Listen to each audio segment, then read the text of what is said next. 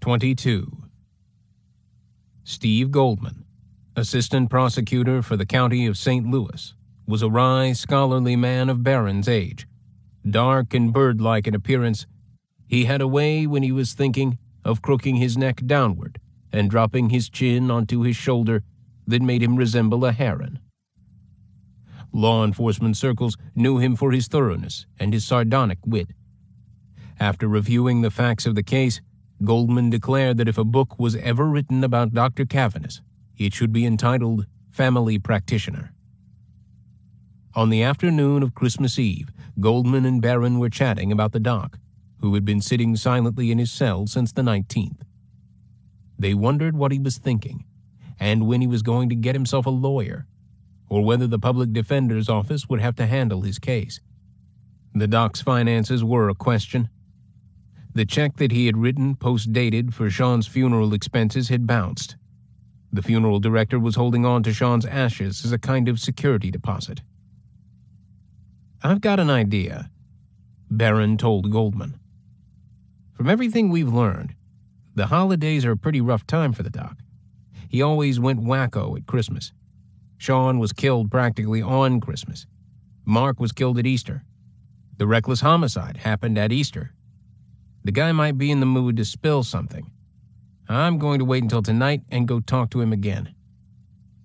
"You can try," Goldman said. "Maybe you should bring him a tree."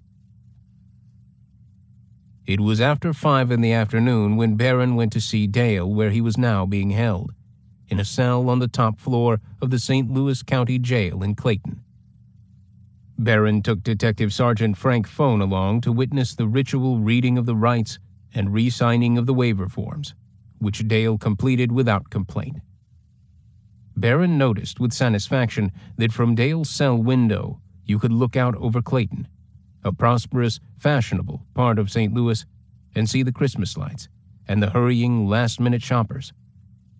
He hoped that Dale had been staring out the window and feeling sorry for himself. "I should have brought a cassette," Barron thought, and played him some Bing Crosby.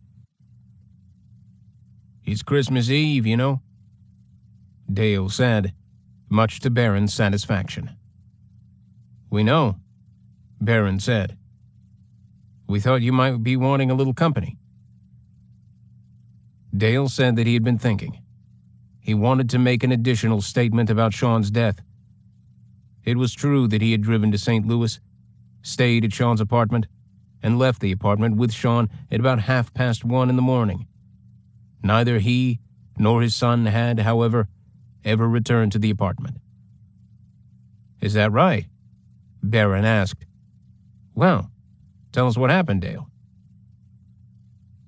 Dale said that he had taken Sean down to Laclede's Landing, a restored part of Old St. Louis on the Mississippi waterfront, full of restaurants and bars, and drunk with him until after closing time at approximately 3 a.m. That explained Sean's .26 blood alcohol level, Barron thought. The two of them were really hitting it. Dale said that rather than go back to Sean's apartment, they decided to drive around for a while. They passed through various areas of the city and ended up driving west on Highway 44. He did not know what time it was by then, Dale said, but the sun was coming up. As they approached the Lewis Road exit, Dale said, Sean suggested that they turn off and drive through some of the countryside because it reminded him of southern Illinois. They exited at Lewis Road and drove until there was a dead end, with a group of trailers blocking the way. Barron noted silently that this must have been the sealed-off entrance to Times Beach. They turned around the other way, Dale continued, stopped for a school bus that was loading children, crossed some railroad tracks, and took a side road. Allen Road, Barron thought. It was farm country, and it did look like southern Illinois. Dale had driven down the side road for a short distance when Sean asked him to stop the car so they could get out and look at some cows. He did stop, next to a pair of stone pillars that might have been hand-carved. As they were standing by the car, Sean, all of a sudden, asked Dale if he had a gun with him. Could he see it? Dale opened the trunk, took out a pistol, a Smith & Wesson .357 Magnum that he carried there, and handed it to Sean, who was standing near the passenger side door. He did not know whether Sean wanted to fire the gun or not. They were out in the country, so it would not have mattered. Dale said that as he returned to the trunk of the car to get himself a can of soda, Sean said, "Tell Mom I'm sorry." Dale heard a shot and looked up to see his son crumple to the ground. He ran to Sean's aid but found him lying there lifeless. He showed no vital signs. Dale said that he immediately felt that his ex-wife Marion would have a terrible time dealing with a suicide. So in order to save Marion from emotional stress, he picked up the gun from Sean's hand, backed up a few feet, and fired another shot, striking Sean in the back of the head. "Where did the bullet hit him?" Barron asked. Dale pointed with an index finger to a spot just to the right side of the lower portion of the back of his head. The autopsy report did indeed show a wound at that exact spot. The examining surgeon, however, had determined that this was the first shot, not the second, which was to the side of the head, just in front of the right ear. The shots had occurred in reverse order from Dale's account of them, and the pathologist had determined that the first shot, the one to the back of the head, had been fired from behind while the victim was still standing. Barron could not think through these discrepancies in the midst of the interview. He made a note to check Dale's version of what had happened against the forensic evidence. "It must have been tough to hit that spot on Sean's head," Barron said quietly, concealing his disgust at the image of a father firing a bullet, a second one, into his dead son's head. This was some story. "It was a lucky shot," Dale said, as though describing target practice, showing no emotion whatsoever. He spoke as if his actions had been logical, even thoughtful, with his supposed concern for Marion. "I didn't have my glasses on, and I've buried cataracts. It was a lucky shot, that's all." "You know, Dale," Barron said, "that our Bureau of Criminal Identification is going to be able to verify whether or not Sean had fired the weapon. They did a gun residue test on Sean's hands." "Any test you did would come back negative," Dale said. "Why is that, if he fired the first shot himself?" "Because I took a damp cloth. After the second shot, I took a damp cloth and wiped his hand clean so nobody would find gunpowder residue there. You see, I wanted it to look like a homicide and a robbery." Dale said that he had, for that reason, taken his son's wallet, keys, and coat, and driven back to southern Illinois that morning. He had hidden Sean's things on some property he had down there. "What about the gun?" Barron asked. "I have it," Dale said. "It's hidden in my garage." Barron asked for exact directions to where the items could be found. He gave Dale pen and paper, and Dale drew 2 maps, showing where Sean's belongings were at the Galatia farm and where the gun was hidden in the garage on Walnut Street in Harrisburg. Barron telephoned Steve Goldman to convey this latest of the doctor's stories. The idea that Sean had committed suicide was preposterous, Goldman said, and Barron agreed. Barron thought that he might have put the suicide business in Dale's mind during the previous marathon interview, when he had asked him whether Sean had died of murder or suicide or what, just to try to get him to say something and admit that he had been present at Sean's death. It had taken Dale a few days to dream up this version. "The autopsy should disprove it," Goldman said, "but I don't like to have an entire case hanging on forensic evidence. I hope you can come up with something else. We may not have enough here." "Don't worry, Steve," Barron said. "I'm going down to southern Illinois the day after Christmas. I'll come back with everything you need." Dave Barron drove down to southern Illinois on Wednesday, December 26th, with detectives Larry Fox and Ted Kaminsky, and met Jack Nolan at the Saline County Courthouse on Shawnee Square in Harrisburg. Nolan had warned Barron not to expect a warm welcome from the people of Little Egypt. especially not from the citizens of El Dorado. They were up in arms about the doc's arrest. Nobody who was talking anyway, believed that Dr. Dale, as they called him, had murdered his son. Barron had better understand that Doc Cavanis was the local hero. His patients worshipped him, and just about everybody was a patient or a relative of the patient. Nolan had talked to one man, the owner of an El Dorado shop, who had told him that he did not think that Doc Cavanis had done it, but that if he had murdered his son, the boy had probably deserved it.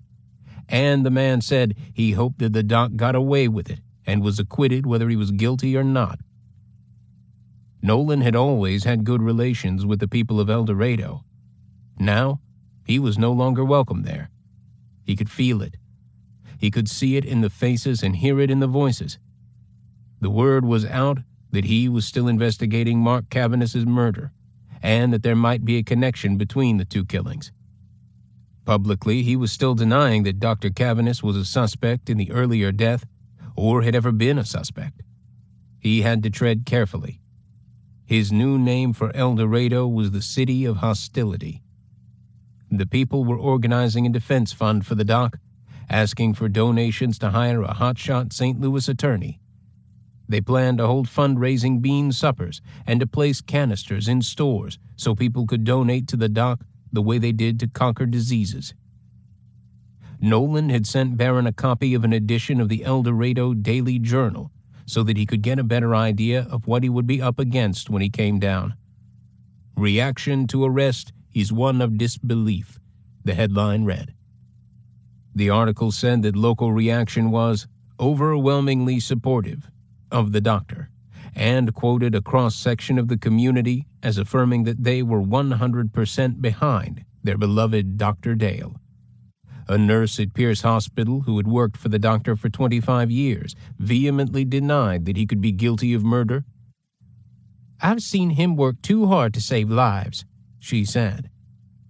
Another hospital employee stated that the doctor's patients believed that the sun rises and sets with him. "If he did do it, I hope and pray that they can't prove it," somebody else told the reporter. When Barron met Nolan at the county courthouse, he asked whether public reaction was calming down or changing. Some of the evidence had come out. The prosecutor's office had publicly stated that they could place Dale with Sean on the night of the murder. Nolan said that public support for the doc was stronger than ever. "I don't get it," Barron said. "What about Sean? What about Marion and Kevin?" "People think the doc's a kind of Robin Hood," Nolan said in his jovial way. "Don't worry," he laughed. "I'll stick by you boys. I'll ride shotgun. Folks around here aren't used to big city cops. They won't be sorry to see you leave town either." Barron studied Nolan's round, ruddy face, his natty clothes, the embroidered rose in his lapel, and hated to think what it would be like down here without him. Barron already had a gloomy impression of southern Illinois. He felt as if he were in another country, in another century. He did not enjoy being without his gun, but he was out of his jurisdiction. From what Nolan had told him, the folks in Little Egypt liked to settle an argument with a bullet. Nolan handled as many homicides a year as Barron did, with only a fraction of the population of St. Louis County. At the courthouse, Nolan escorted the St. Louis detectives as Barron signed an affidavit noting probable cause for a search warrant to be issued for the garage at 210 West Walnut and another for Dale's Galatia farm. Nolan drove them out to the farm, and following Dale's hand-drawn map, they discovered in a pile of rubble not far from the Shea house the pathetic belongings of the dead Sean: a red nylon jacket, a set of keys, a brown leather wallet containing his driver's license. All had been stuffed into a white plastic bag and hidden under a plastic tarp covered with bricks and trash, just as the doc had described.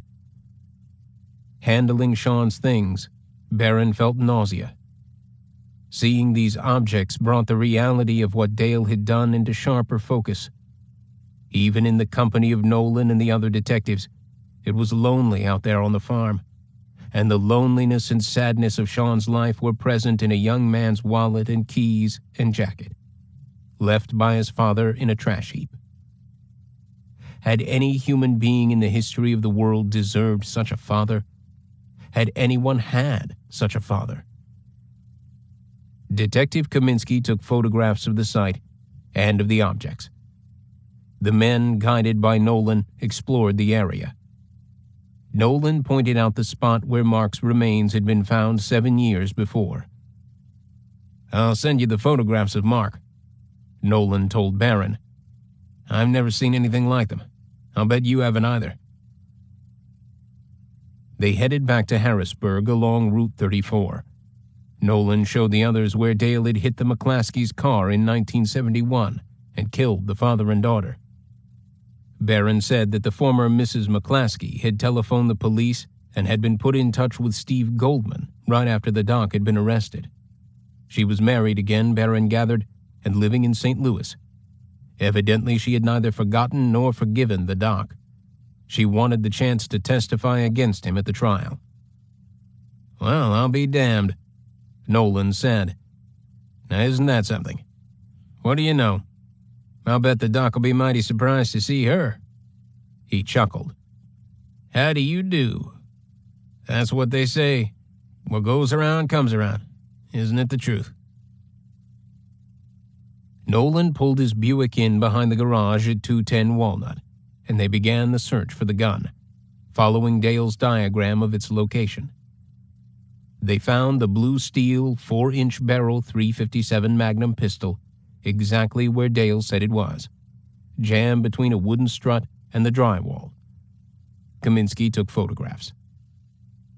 The St. Louis detective stayed the night at the Holiday Inn in Marion, 25 miles west of Harrisburg, and spent the next day interviewing people who, Nolan suggested, would be able to account for Dale's movements and his behavior during the period immediately after Sean's murder. They talked to nurses, a lab technician, and the administrator at Pierce Hospital. Barron remembered telling Steve Goldman that he was going down to Southern Illinois and would come back with everything needed for the case. He had retrieved the murder weapon and Sean's belongings, but he could see that he was not going to get anything else. The atmosphere at Pierce Hospital was so palpably hostile that Barron commented to his colleagues that he wished he had brought along his bulletproof vest. Nurses, secretaries, administrators, doctors, everyone was defensive about Dr. Cavanis. Their responses ranged from a formal, unrevealing courtesy on the part of Ann Pulliam, the chief administrator and the chairman of the hospital foundation that now ran the place, to outright resentment and rudeness from the nurses. According to everyone, Dale did not appear to be acting strangely at all on Friday, December 14th. He had made his rounds as usual. Only the doctor's laboratory technician, Russell Anderson, said that Dale had looked tired, possibly ill. Mrs. Pulliam said that he had been his usual attentive self, inquiring about the well-being of Mrs. Irma Pierce, the widow of the hospital's founder.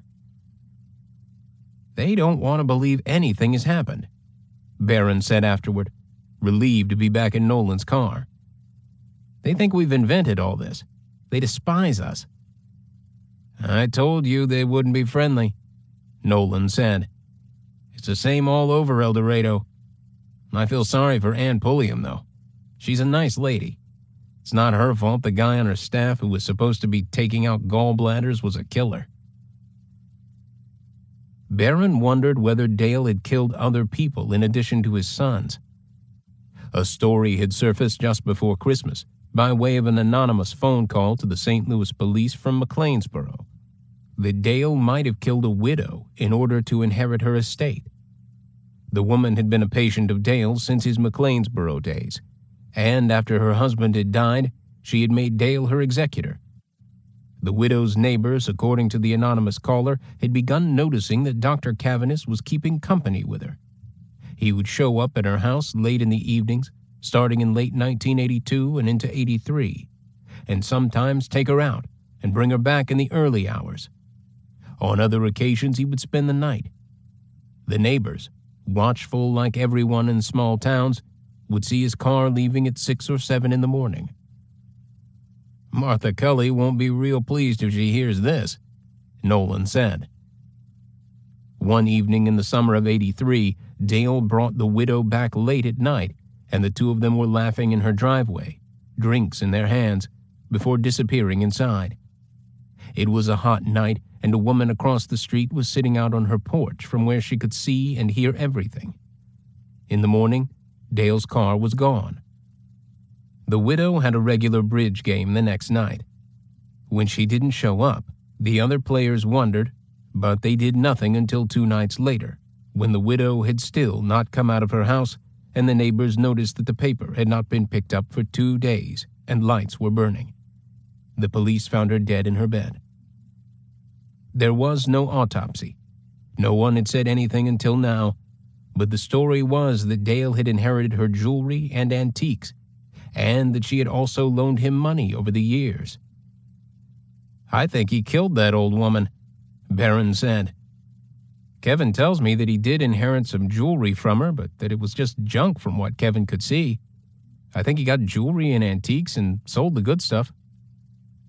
"We'll never know now," Nolan said. "That old lady was nearly 80 when she died. If Dale really was seeing her, she might have died of joy. She might have just keeled over in ecstasy." At Hickory Handle, the detectives interviewed the farm manager, Hap Dawson, who said that Dale had appeared to be in a completely normal emotional state on Thursday, December 13th, when he arrived at the farm at about noon, driving the Oldsmobile, and stayed until after 4. Barron went alone to see Martha Cully. At her request, he interviewed her in the presence of her attorney at his law office in Harrisburg. Barron began by telling her that she was in no way considered a suspect, nor someone with first-hand knowledge of the homicide. Martha said that she had known Dale for 25 years, had been seeing him romantically for 15 years, and living with him off and on throughout that time. Barron identified her on his notepad as Doc's live-in girlfriend. He saw her as someone who had once been attractive but was now pretty well worn. She described how Dale had traded cars with her on Wednesday night, taking the Toronado, but stated that she had no idea where he was going and had never known that he had driven to St. Louis. On Thursday evening, they attended Peggy Osmond's annual Christmas party, which was held at the Gateway Holiday Inn in Muddy. It was a big bash, and they had had a good time, staying till 1 in the morning. After they had come home from the party, Dale received a phone call. He did not tell her about the nature of the call. "He didn't tell you that it was his ex-wife or Kevin calling, saying that Sean had been killed?" Barron asked. "No," Martha said. "Don't you think it's kind of unusual, his getting a call saying that his son was found murdered and not telling you about it?" "I don't see anything unusual about it," Martha said. "Not unusual that he didn't tell you about going to St. Louis, or what he had been doing?" Martha said that she found nothing unusual about it. Dale lived his life and she lived hers. She hoped the charges against Dale were not true. Dave Barron had not expected Martha Cully to be an eager witness.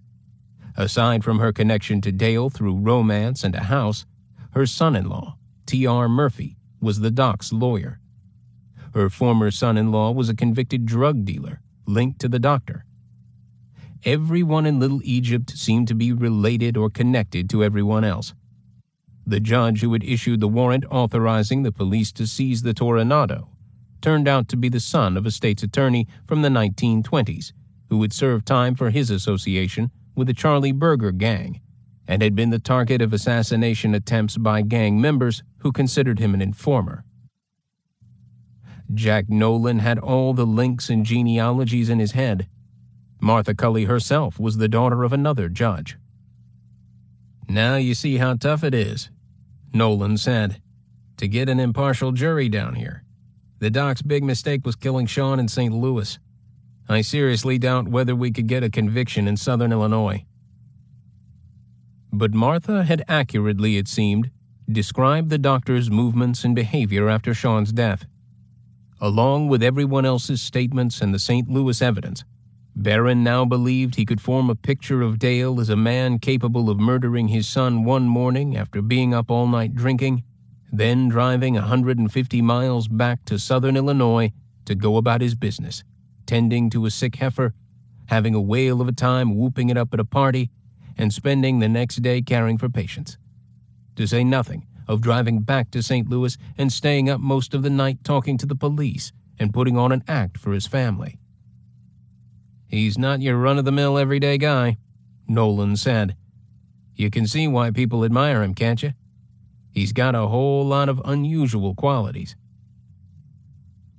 By the second week in January, the Dr. Cavanis Defense Fund, coordinated by a group of El Dorado business people, friends, and employees of the doctor, raised approximately $36,000 to hire a lawyer to defend him. The money came in amounts ranging from substantial to as little as $1, and included donations from most of the 11 counties of Little Egypt. Pictures appeared in the papers showing children breaking open their piggy banks. People offered to mortgage their houses for the cause, although that would not be necessary, the committee assured everyone. Considering the population of the area and its poverty, an extraordinary amount of money was flowing in. Much was made of the doctors having treated the sick for free over the years, and patients were urged to pay their outstanding medical bills. Early in January, T.R. Murphy contacted attorney Arthur S. Margulis of St. Louis, who agreed to represent Dr. Cavanis through his trial and possible appeal for a flat fee of $50,000, as Murphy announced in calling for more donations. Criminal defense lawyers in St. Louis, unlike those in many other parts of the country, do not charge on an hourly basis. Margulis, one of the top criminal defense attorneys in Missouri, was highly regarded enough to have been one of 2 lawyers elected by the 5,500 members of the bar in his circuit to a committee which advised the governor on judicial appointments. Margulis was at the doctor's side as the grand jury brought down its indictment. When Dave Barron announced to the press that the gun believed to be the murder weapon had been found in Dr. Cavanis's Harrisburg garage, the revelation was denounced in El Dorado as a smear and an attempt to dry up the defense fund. "No one on our committee believes Dr. Cavanis is guilty," declared Burtis Herman, the proprietor of Herman's Tin Shop, a hardware and heating and air conditioning business, and the self-appointed unofficial spokesman for the fund committee.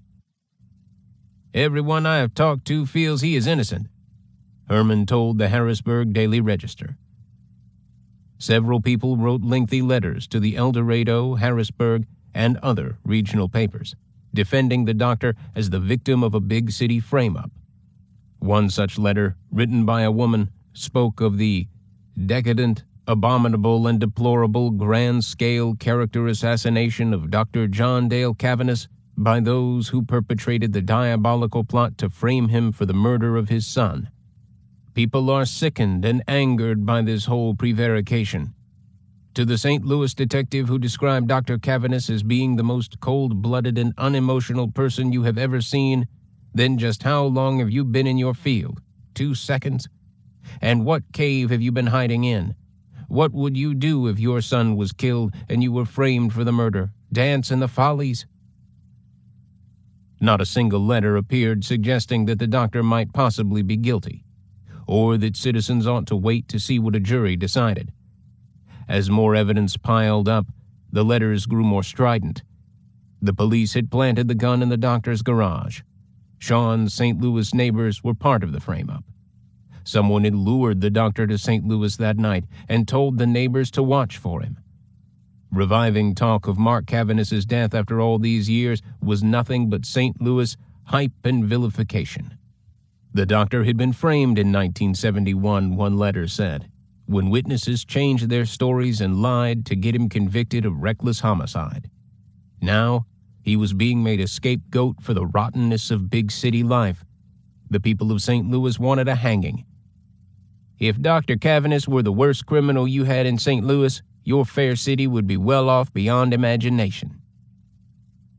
A story in the Evansville, Indiana Sunday Courier and Press ran on February 3, 1985, under the headline, "Homicide Stirs Illinois Town's Emotions." El Dorado residents were deeply suspicious of authorities in St. Louis who were trying to convict one of their own for murder. Articles telling of the defense fund and the support for Dr. Cavanis soon appeared in papers all over Illinois, in the Chicago Tribune and the St. Louis Post-Dispatch. Television news broadcasts featured the controversy. The popular theory in El Dorado was that Sean had been killed by drug dealers for gambling debts. The criminals had ties to St. Louis bigwigs who were framing Dr. Cavanis to protect themselves. Detective Barron took most of the heat and publicly replied with as much diplomacy as he could muster, "I admire people who stick up for him, but I think they're putting blinders on. They see one side. They do not know what I know about this case." The story quickly became national news. A reporter in the Chicago bureau of People magazine, Giovanna Breu, realized that the Dr. Cavanis imbroglio was of more than local interest, especially because of the vehemence and seeming unanimity of the doctor's hometown support. She did a thorough job of research, interviewing Bertis Herman and others in El Dorado, and the authorities in St. Louis, and obtaining a taped interview with Dr. Cavanis in his cell at the county jail. Steve Goldman, learning of the interview and assuming that the doctor would tell the People reporter his latest version of Sean's death, the suicide story with the docs firing a second shot to make it look like a murder-robbery, leaked that material to the Evansville Courier before the People story could come out. When he subpoenaed Giovanna Breu, she refused to produce the tapes of her interview. The People story, accompanied by a chilling photograph of Dale Cavanis sitting in a chair in shackles, and another poignant photograph of Sean, Kevin, and Patrick in 1980, was meticulously accurate and fair. Breu did include the doctor's version, but she also quoted Kevin as saying that the people who supported his father were those who knew him least. "I was reared in his shadow, and I know," Kevin said. The People's story brought the first wave of writers and movie and television producers from Hollywood and New York. Kevin and Charlie hoped that their side of the story would come out at the trial. Their emotions were too frayed for them to think about sharing their thoughts with strangers, who, as Goldman advised, should not be trusted with evidence before it was presented to a jury. Kevin, Charlie, and Marion were offended by all the support Dale received. As for Patrick, Marion did her best to shield him from the publicity, and except for the People's story, was mostly able to do so, since the Cavanis case did not get much play in Wausau.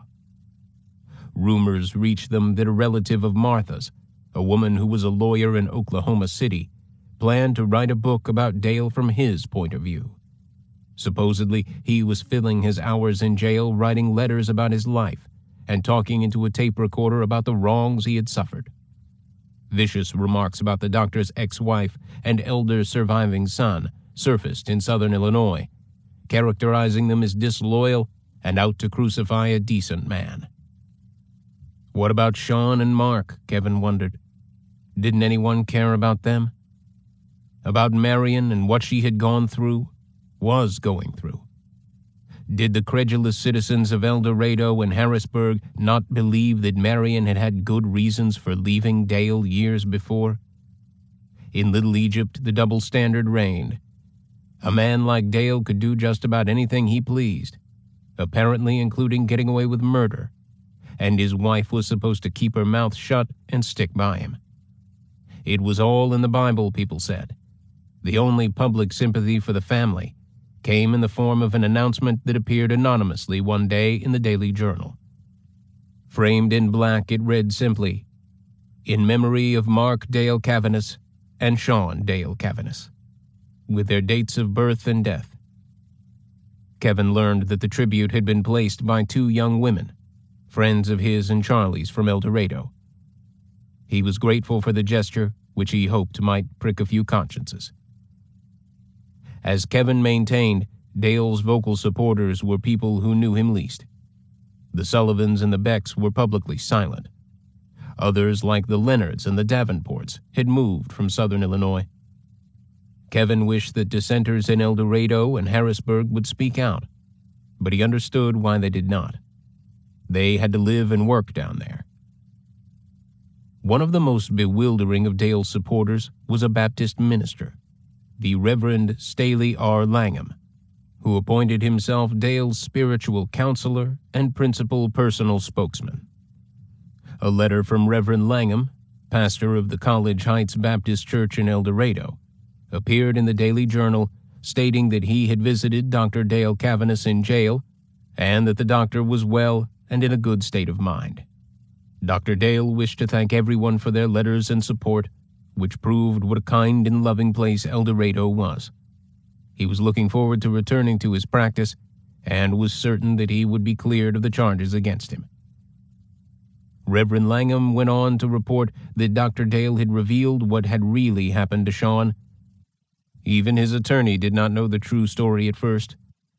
Now the attorney wanted it kept quiet, so Reverend Langham was required to maintain the secret.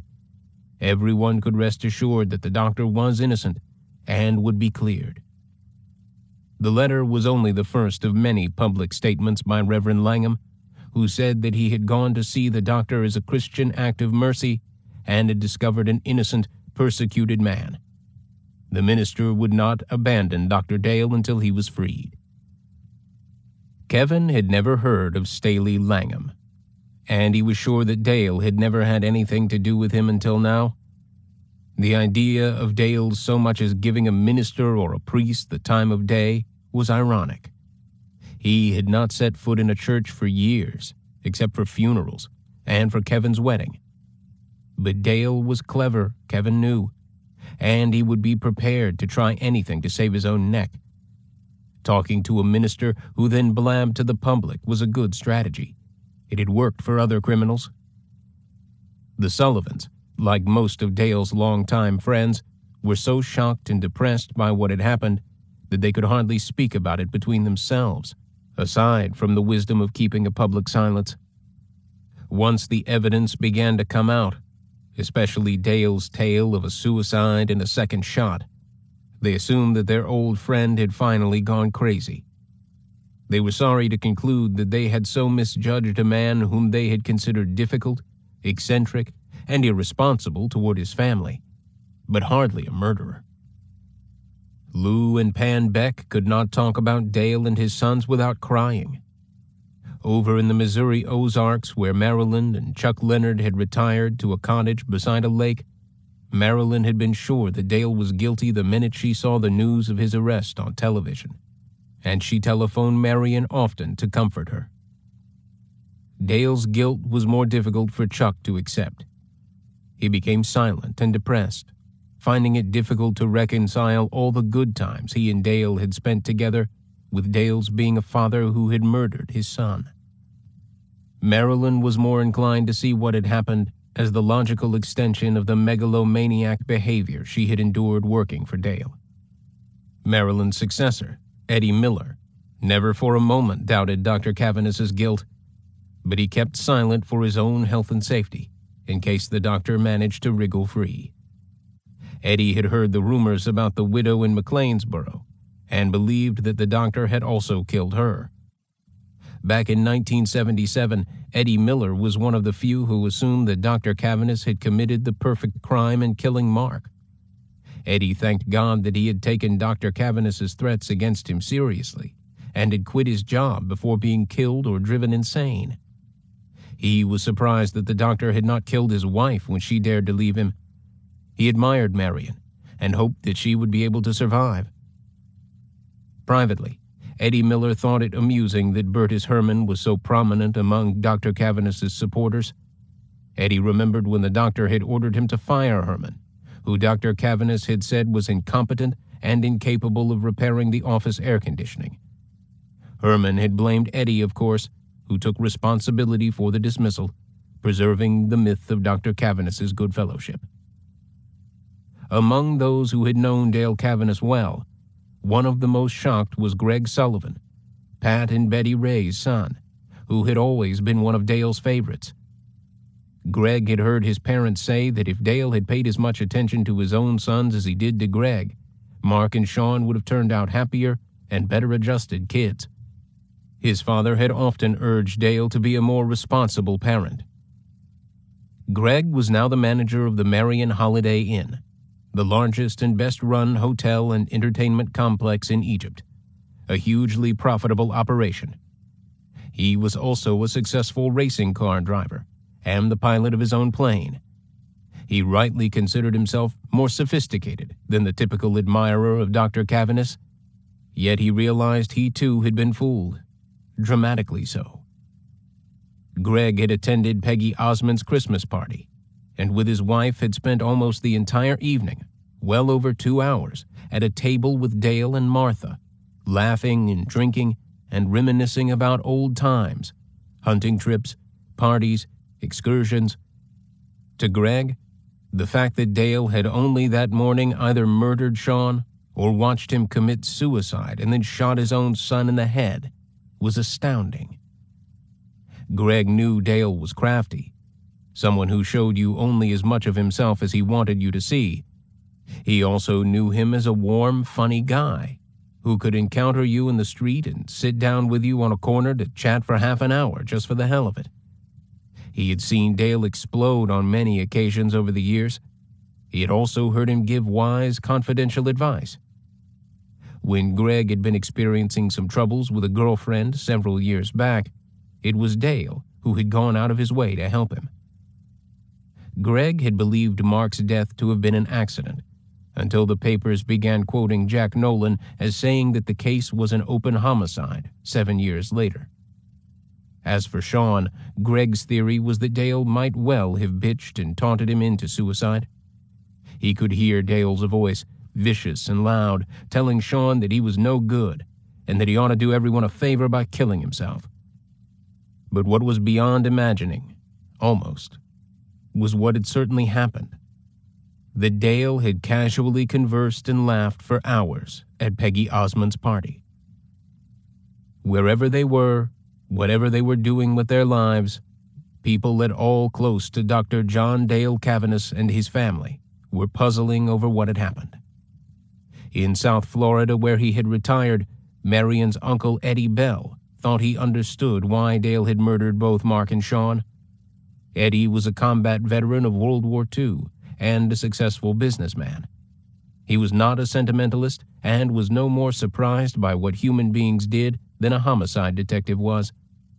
He had observed Dale during those Christmases in St. Louis, when, usually with Marion out of the room, Dale would attack Kevin and Sean, telling them that he wanted them out of his life.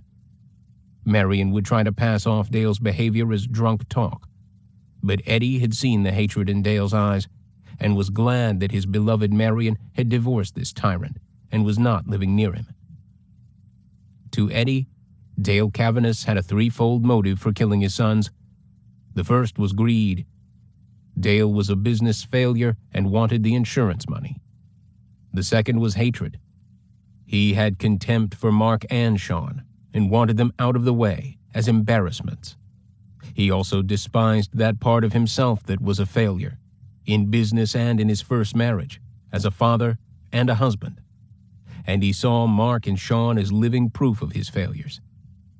In a twisted way, he must have thought that by killing them, he was getting rid of that part of himself that he hated. The third motive was revenge. Eddie knew Dale Cavanis well enough to see that he was the sort of man who never forgave and never forgot. He had married Marion and gone back to El Dorado to spite his first wife, Eddie thought. And when Marion also left him, he had to find a way to get back at her. No matter that Dale had brought the divorce on himself by his behavior, no woman was going to rebuff Dale Cavanis and get away with it. He had hurt Marion by killing the one thing she cared most about in life, her children. For Eddie, all three motives were intertwined: greed and hatred and revenge. He wished that he could explain them to the jury. He did not think that Dale Cavanis was crazy, just a son of a bitch, and a doctor who thought that he could get away with anything. 23. Dale's trial date was initially set for February 11, 1985, but Arthur Margulis needed time to assess the evidence and to interview potential witnesses in St. Louis and in southern Illinois, as well as to prepare his client on the crucial question of what had actually happened on the morning of and the night preceding Sean's death. Margulis's various motions postponed the date to July 8th. Justice moved swiftly in Missouri. Protracted delays and the lengthy histrionic trials that characterized the sluggish pace of the courts in such states as California were unknown in Missouri. There were several reasons for this efficiency, perhaps the most important being that the state's criminal lawyers did not charge by the hour, and so had no incentive to drag out a trial. The El Dorado Defense Fund had raised $38,000, $12,000 short of the amount needed to cover Margulis's expenses and fee, but Margulis was willing to proceed. Dale wrote many letters home to Southern Illinois, thanking and encouraging his supporters and bolstering their belief in his innocence. In his bold hand, a cross between script and printing notable for the long tails on the F's, which carried downward into the following line, he wrote of his initial panic and confusion at being arrested. He felt like a drop of water, he said, going down the drain, as if he had been in a sort of psychedelic vortex, and he worried about how confused all his friends and patients must have been. But the letters, calls, cards, and notes from all the Rudies had cleared his mind. If he failed of eloquence in expressing his gratitude, he would have to blame his English teachers, he said lightly. In some of the letters, he digressed about his fellow prisoners, the nutcases, the blacks who could not read the newspaper.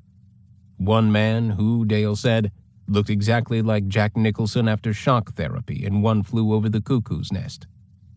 One inmate liked to take showers with his clothes on. Another was indignant that the police had taken away his cocaine. Since the People magazine story, he had been receiving letters of encouragement from all over the country, but the most important to him were from Southern Illinois.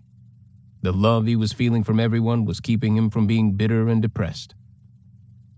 Some of the recipients of these letters talked to the press about them, saying how glad they were that the doctor was in such good spirits.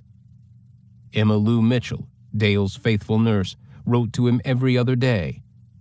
But Dale, in an epistolary frenzy that lasted throughout the entire period of his incarceration, sent letters to many people who were not pleased to hear from him and considered his postal onslaught nothing more than an attempt to manipulate the public in the hope of influencing the outcome of his trial.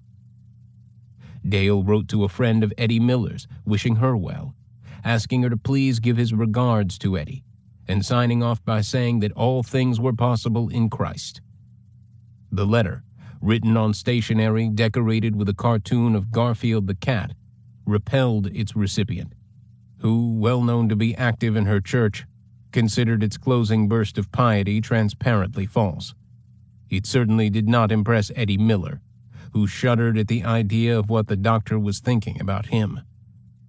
A doctor who had been a medical school classmate of Dale's and was now a specialist in St. Louis, received one of Dale's letters, which included a request for a donation to the defense fund.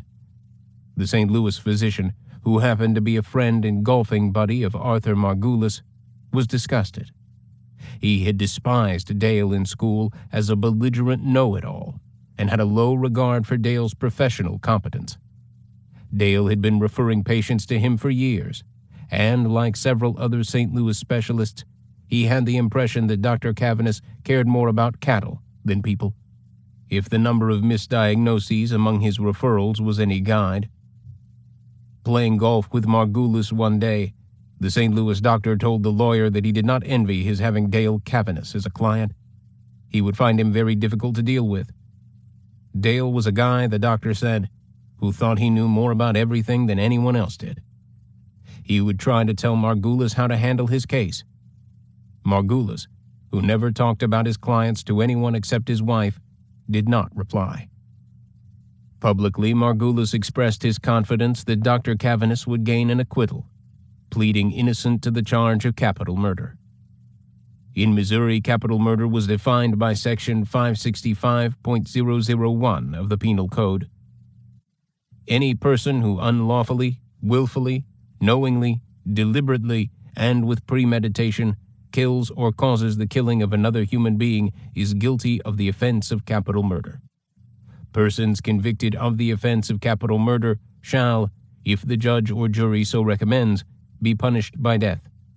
If the judge or jury does not recommend the imposition of the death penalty on a finding of guilty of capital murder, the convicted person shall be punished by imprisonment by the Division of Corrections during his natural life, and shall not be eligible for probation or parole until he had served a minimum of 50 years of his sentence. There was in Missouri, in other words, no way out for someone convicted of capital murder, no forgiveness, no possibility of parole for at least 50 years, no chance of swaying a parole board by being a model prisoner and behaving as if one were rehabilitated, no advantage to finding Jesus behind bars. If Dale was found guilty, he would either die in the gas chamber or wait for his first parole hearing at the age of 109. As a defendant, Dale had as his strongest suit his credibility as a doctor and the extraordinary nature of the crime with which he was charged. Could 12 impartial jurors believe that a successful man who had devoted his career to saving lives would stoop to murdering his son for insurance money? Against him would be the testimony of his own family and the ballistics, which, as Steve Goldman would argue, showed that he had shot his son twice in the head. Jury selection began on Monday, July 8th, in Clayton at the St. Louis County Courthouse, a large modern building that contained the prosecutor's offices as well as those of all the other legal officials of the county. Goldman and Margulis took only a day and a half to agree on a jury of 9 women and 3 men. Neither man believed in courtroom theatrics, nor in so-called scientific jury selection. You challenged those obviously hostile to your side, excluded those who said that they could not vote for the death penalty, and took your chances. Judge Margaret Nolan scheduled the opening arguments for Tuesday afternoon. Margulis and Goldman agreed that the trial should last about a week. In court, Dale appeared haggard and drawn. He had lost a lot of weight in jail. His dark suit fit loosely. Standing and sitting side by side, he and Margulis formed a striking contrast. At 50, Margulis, who was 2 or 3 inches taller than his client, looked 15 or 20 years younger than Dale. Margulis was vigorous, athletic, fashionably dressed and handsome. His sky-blue eyes and thick silvery hair, his most striking features. Dale, in the words of Jack Nolan, who was present in the courtroom with his wife, looked like a bad stretch of 9 Mile Road. Apparently, his lawyer had been unable to spruce him up. Dave Barron, who was prepared to testify and was present throughout the trial, told Nolan during a recess that the main thing to worry about was Art Margulis, not Dale Cavanis. He knew Margulis and respected him. After receiving his law degree from Washington University and before beginning his criminal defense practice, Margulis had joined the FBI on the East Coast, back in the days when agents had to be either lawyers or accountants. He was possibly the most skillful defense lawyer in St. Louis, but the cops held him in high regard because he was honest, would never pull anything unethical, and relied on his brains rather than theatrics to sway a jury.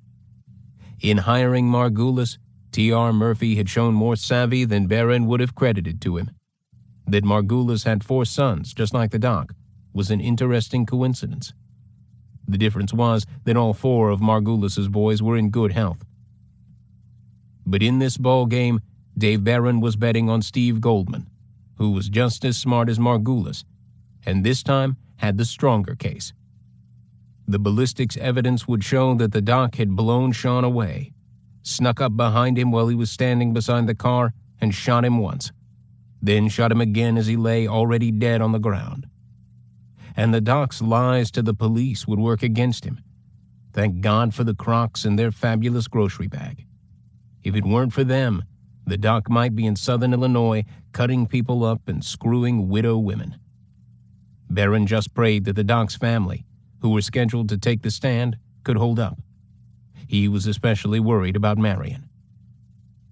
Dr. Ronald Turgeon, who had performed the autopsy on Sean, testified on the second day. Questioned by Goldman, he stated that the first shot, which powder residue and searing on the flesh showed had been fired from a distance of within an inch or less, but not in actual contact, had entered at the back of the head just to the right of center, had traveled upward at an angle through the brain, and had exited at the corner of the left eye. Blood and flesh fragments found on the left shoulder and in the crook of the left arm showed that the victim had been standing, with his left arm slightly raised, as the first shot was fired. There was no way for blood to have splattered in that particular pattern on the left shoulder and arm if the victim had been lying down. The second shot, Dr. Turgeon said, had been fired from a distance of 12 to 18 inches when the victim was on the ground. It had entered near the right ear and had not exited, lodging in the brain. Either shot had been lethal. The victim had been brain dead when the second shot was fired. Margulis did his best to refute Turgeon and brought on a medical expert to argue that the ballistics evidence was inconclusive. The key question was whether Sean had fired the first shot into the side of his head. If Dr. Turgeon was correct in saying that the shot to the back of the head had been fired first, as the blood on the left shoulder and arm seemed to confirm, for Sean to have inflicted this wound on himself was, if not impossible, nearly so, and an act inconsistent with suicide. When Kevin, Charlie, and Marion testified, they had to face Dale, who fixed them with a steady, hostile gaze, and a courtroom packed with his supporters from southern Illinois. The Cavanesses recognized most of the faces and knew that these people regarded the family as a trio of Judases. But Charlie, whom Goldman chose to testify first because she seemed to be in better emotional shape than Kevin or Marion, came through strongly, accounting for Dale's behavior during the days following Sean's death. She managed to slip in her story about finding gas escaping from all four burners on the stove at the Galatia trailer. Margulis, who had not heard this anecdote before and was caught off guard by it, was unable to stop her. Charlie gave a coherent, articulate picture of Dale as an uncaring father who showed no concern for his troubled son, and who at first had been unwilling to pay for his funeral expenses. Charlie was 6 months pregnant at the time of her testimony, and Steve Goldman hoped that her condition would add to her credibility as a devoted relative of the victim. Kevin heartened Goldman by his dignity and precision of description. He came across as angered and tortured by his ordeal. He spoke of how his father had resented paying for the funeral, and how Dale had acted at the service, behaving like the host at a wedding reception. Kevin conveyed his understanding of his father's financial problems, and revealed how the doctor had lied about whether the insurance on Sean's life was paid up and in effect. Kevin's testimony, together with Goldman's documented evidence showing that Dale had declared a $200,000 negative net income on his 1983 income tax, added to other indications of a man in financial trouble, despite the large income from his medical practice. Marion, whom Goldman cautioned beforehand not to mention Mark's death, it was irrelevant to this trial and would trigger a motion for a mistrial if introduced, described how Dale had told her, when she had been 6 months pregnant with Patrick, that he did not love her or want her or need her. She recalled Dale's hostile behavior toward Sean at Christmas in St. Louis in 1982, saying that he had chased Sean down the block and shouted, "I'll kill him. I don't care if I go to prison, I'll kill him." She said that Dale had been unresponsive when she had called him to inform him of Sean's death, and that he had become surly and hung up on her before she could finish talking to him.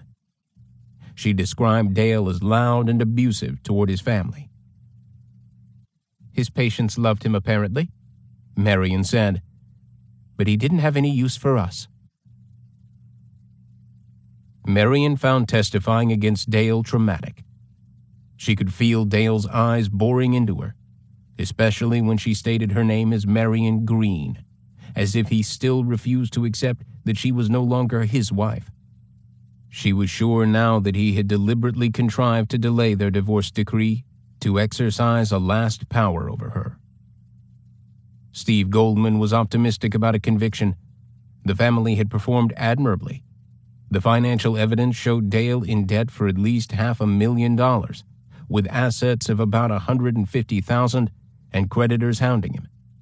And the ballistics evidence weighed strongly against the doctor's bizarre version of events.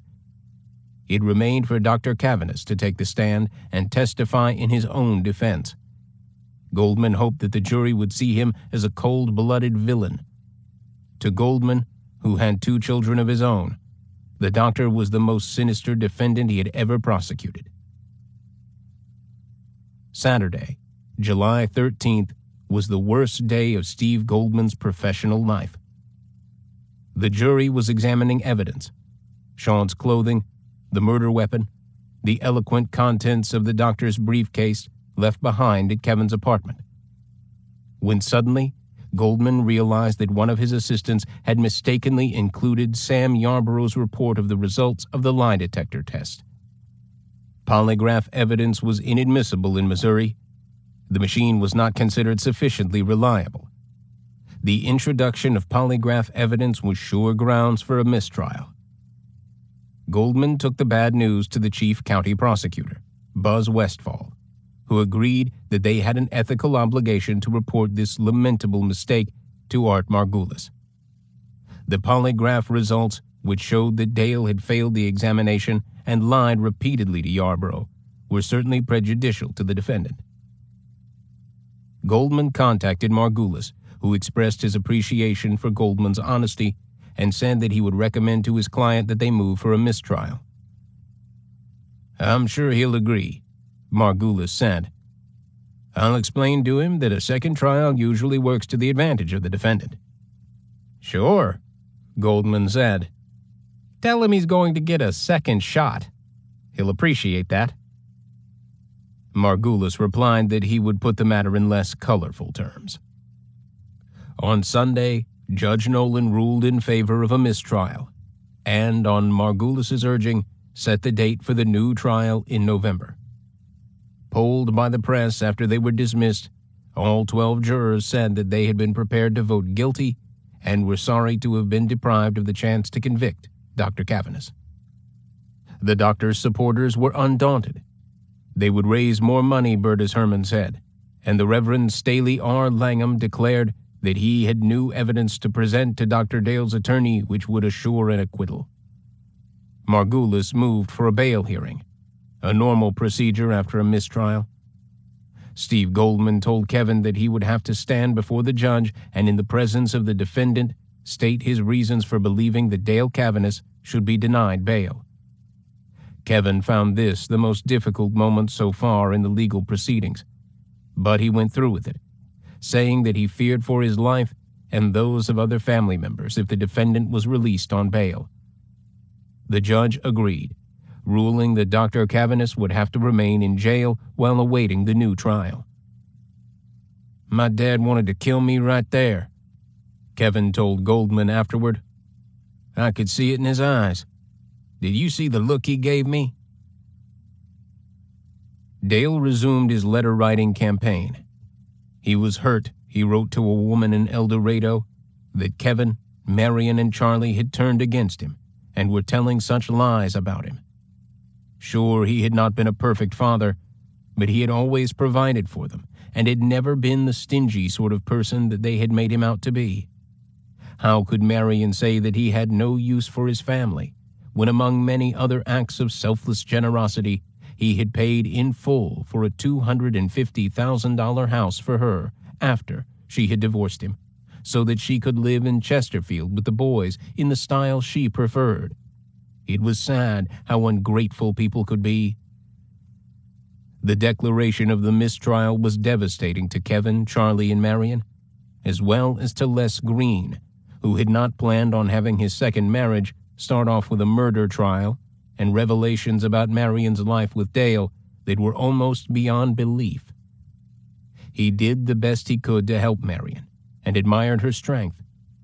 He tried not to think about what might happen if Dale got off, fearing that Marion would crack, and amazed that she had not broken down already.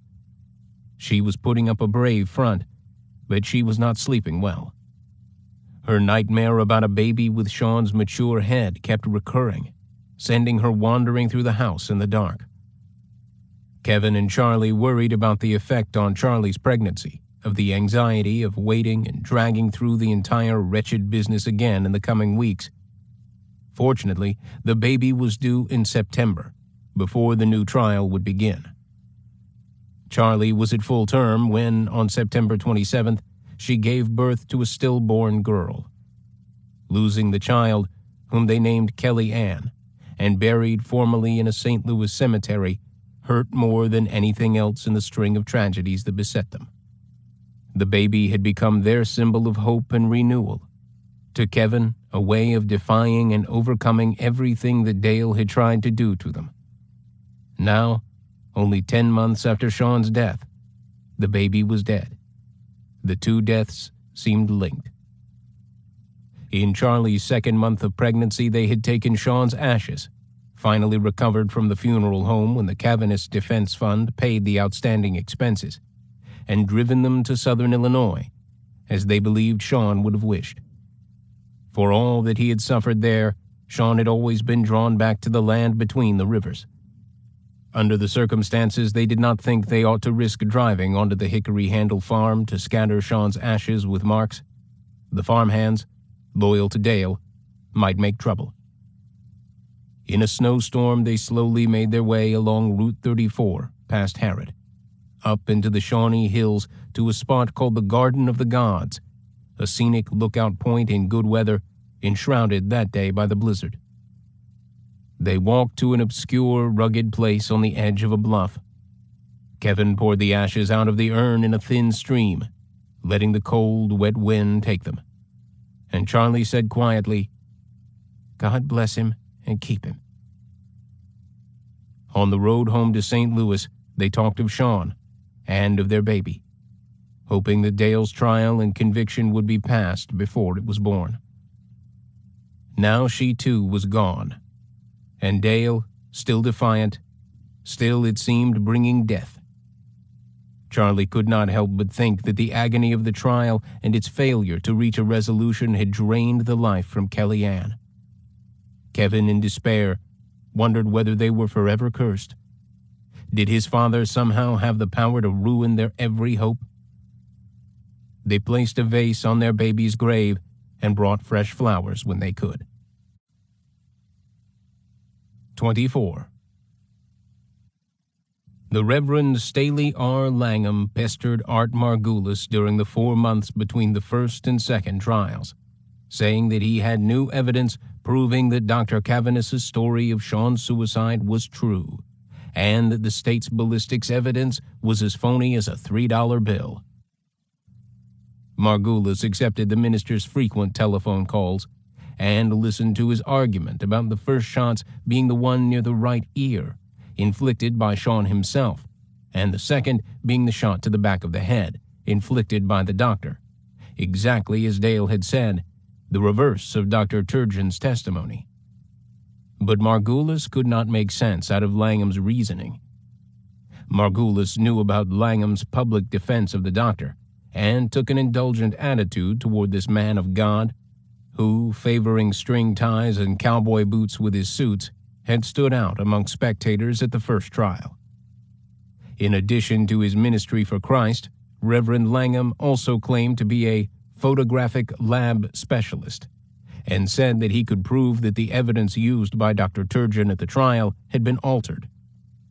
Langham had a photograph of himself holding a .357 Magnum pistol in his right hand with his thumb on the trigger, his arm outstretched, and the gun pointing at the side of his head. He would have no trouble shooting himself in the head that way. "I'm sure you wouldn't," Margulis said, "but I'm still not sure what you're saying." "You have to see the picture," Langham said. I know Dr. Dale is innocent, and I can prove it. I've got other pictures. You do? I am so sure because I shot a sheep head that had been killed to butcher. You what? A sheep's head. I shot a sheep head with a Magnum, yes I did, and we took and had x-rays made of the sheep head, exactly like Sean's head. You think the sheep's head is exactly like Sean's head? We shot it at close range and had x-rays made to compare with the x-rays of Sean's head. You see, the x-rays of the sheep's head and the debris and soot found prove that the shot to the back of the head was not a close-range shot. It was a second shot. And the first shot to the side of the head was the one that went out the eye, a fragment of it, not like Dr. Turgeon's head. Reverend Langham had performed other ballistics tests. He had also shot a pork roast and a bologna roll. You shot bologna, Margulis said. The bologna roll experiment, Langham said, had not worked as smoothly as the others. Bologna was full of water, and it had exploded when he shot it, and the water had gone all over the place. Margulis would have to examine the photographs fully to appreciate the conclusiveness of this new evidence. It would be just what was needed to shoot the state's case full of holes. Margulis, not wishing to offend one of his client's most vigorous supporters, made an appointment to meet Reverend Langham in Clayton at his law offices, which were just down the street from the courthouse. Reverend Langham arrived bearing slides and a projector. No animal remains. Margulis let him set up the projector in the office of a junior member of the firm, who watched the show without uttering a sound. "Now, do you get it?" Langham asked when he was through showing photos and x-rays depicting a bullet-torn sheep's head and brain. "Sort of," Margulis said. "I'm not sure." Langham asked whether Margulis would permit him to testify at the trial. Margulis said he would have to think the matter over.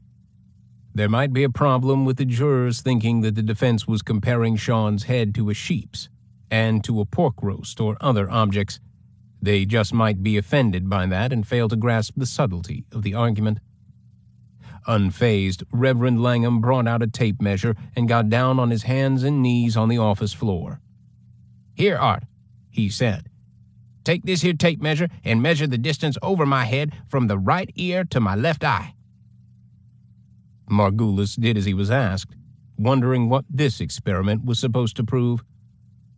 "What do you see?" Langham asked. "What's the measurement?" "I'd say about a 15.5/34, Margulis said. His feelings only slightly ruffled, Reverend Langham gathered up his things. He hoped Margulis would let him testify. It could mean the difference between life and death. "You're probably right," Margulis said. Dave Barron spent time between the trials comforting Kevin and Charlie after their latest loss and assuring them that this time the trial would reach its proper conclusion. If they and Marion could go through their testimony once more, everything would be fine. The doc was stuck with his incredible story. A second panel of jurors would be no more likely to believe it than had the first. The state was planning to call a new forensic expert, Dr. George Gantner, who had examined the autopsy report and the photographs and agreed strongly with Dr. Turgeon's conclusions. Dr. Gantner was the chief forensic pathologist for both the city and county of St. Louis, and one of the most respected men in his field in the world. Barron doubted that Art Margulis would be able to find anyone able to refute Gantner.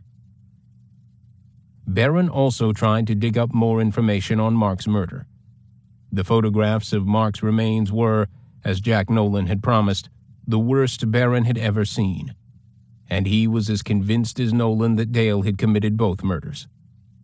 He was intrigued by a meeting he had had with a relative of the Weingardens, who had contacted him and told him that she believed that Johnny Weingarten knew something about Mark's death. The property on Lake Harrisburg that Dale had deeded to Johnny Weingarten in 1978, supposedly for $55,000, might have been a payoff to keep Weingarten quiet. The younger Weingarten cousin had told her that Dale had once threatened both Weingartens and Mark late in 1976 when they were climbing out of their boat after doing some night fishing on the lake. Dale had sprung out from behind a tree, held a shotgun to the younger Weingarten's neck, and said that he could blow his head off and nobody would know anything about it. Dale had been drunk, of course, but he had scared the hell out of the boys. The woman believed that Mark had known about his father's dealing narcotics to the Weingartens and had wanted no part of it. Dale had killed Mark to shut him up. Barron, while accepting that there was no proof that Dale had dealt any drugs other than the stuff found on the Weingartens when they were busted years later, and understanding that not even that would stand up in court, nevertheless believed that Johnny Weingarten just might know something about Mark's murder and Dale's involvement in it. If he did, that would explain why Dale, as he had told Kevin and Charlie, wanted Johnny locked up. It was only a slender lead, but Barron contacted Jack Nolan and went with him to visit both Weingartens at the state penitentiary in Vienna, about 25 miles south of Marion. Neither Weingarten would talk to the detectives, and Johnny refused to even come out of his cell. Barron, guessing that the Weingartens might not want to talk in the presence of Jack Nolan, whom they surely blamed for their arrest and conviction, returned to Vienna on his own. Johnny again refused to leave his cell. His cousin again said he knew nothing, and Barron believed him. Whatever Johnny knew, if anything, he was not telling. Barron felt frustrated, sensing he was missing something, but he had to give up on that lead. Because of the enormous amount of publicity surrounding the Dr. Cavanis case in St. Louis, the first trial had been front-page news in the Post-Dispatch and the lead story on the television news every evening. The judge assigned to the second trial, the Honorable Drew W. Luton, Jr.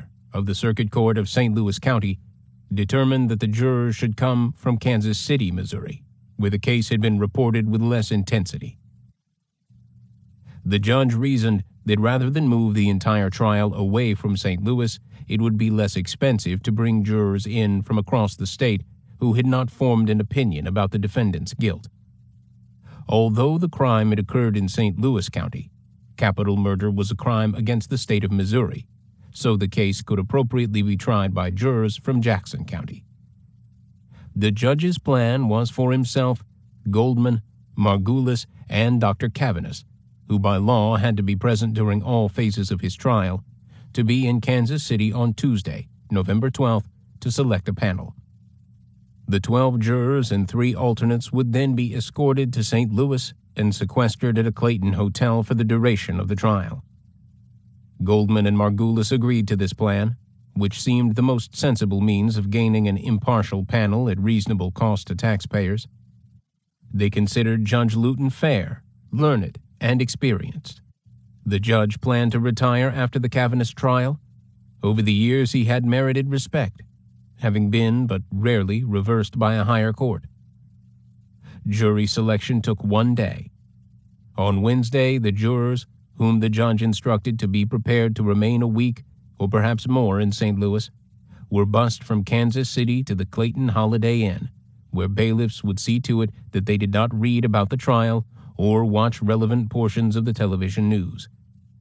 The jurors and their alternates were 10 women and 5 men, and included a second-grade teacher and a high school principal, secretaries, salespeople, a carpet cleaner, a pest control worker, a housewife, a food porter, a kitchen manager, a liquor sales representative, and a Hallmark cards handler.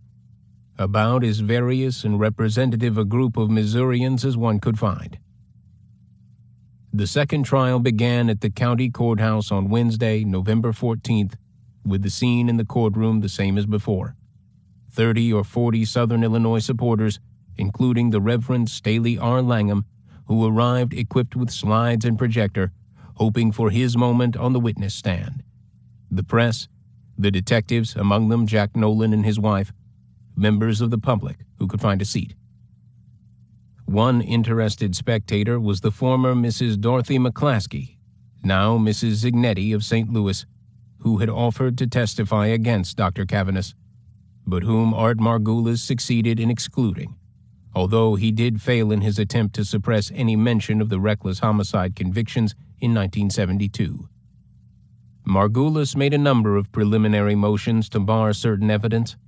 He succeeded in having Charlie's story of the gas burners turned on in the trailer suppressed as prejudicial and irrelevant, along with any references to Mark's death, to alleged arson and drug abuse by the doctor, and to specifically physical abuse of Marion. His motion to quash the search warrants obtained by Dave Barron, the ones resulting in the finding of the murder weapon and Sean's belongings, failed. Barron had made an error in indicating to the Saline County judge who issued the warrants that Dr. Cavanis had actually confessed to murder, when he had confessed only to shooting his son in the head. Judge Luton did not consider the error on Barron's part sufficiently grave to invalidate the warrants. Had the judge ruled otherwise, the murder weapon and Sean's clothing and wallet would have been inadmissible evidence because illegally obtained. Barron's was the sort of trivial error. It was hardly surprising that someone would equate shooting one's son in the head with murder. That, with another judge in another state, could put a murder trial in jeopardy and result in higher court reversals. But neither Judge Luton nor the Missouri Supreme Court had a history of upsetting a trial or a verdict on trivial grounds, believing rather that common sense ought to prevail in matters of justice. In this instance, the key point was that the Saline County judge, based on the evidence then at hand, ought to have issued the warrants whether Dr. Cavanis had actually confessed to murder or not.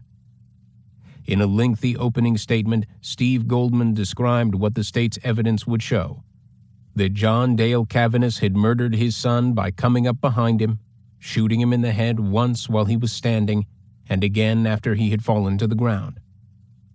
Goldman described how the doctor had taken the gun and Sean's belongings with him back to southern Illinois and hidden them. He said that the state would prove that the doctor was a man in desperate financial condition, who had for years been abusive and irresponsible toward his family, and who had murdered his son to collect $140,000 worth of life insurance. Margulis objected frequently during Goldman's presentation, and lodged what were called continuing objections to the inclusion of such evidence as Marion's description of how Dale had told her in 1966 that he did not love her any longer. These objections would remain in the record as grounds for reversal on appeal, were Dale to be convicted. But during the trial, Judge Luton overruled most of them. Margulis, as any experienced legal observer could see, was not overlooking anything that might help his client, was doing what any skilled defense attorney would do. But if Goldman could indeed prove to the jury's satisfaction all or most of what he outlined in his opening statement, Margulis was going to have to come up with new evidence to avoid a conviction.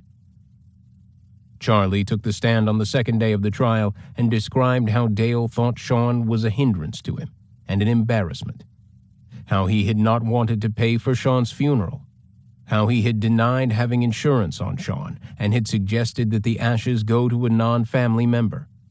She insisted that Sean had been looking forward to Christmas and had not seemed at all to have been in a suicidal frame of mind the last time she had seen him.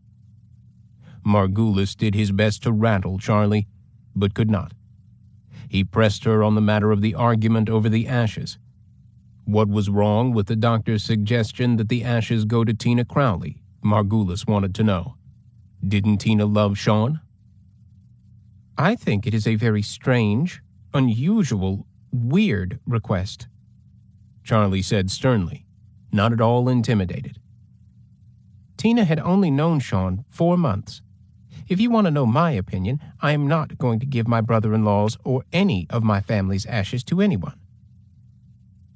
You were only a sister-in-law yourself, Margulis asked.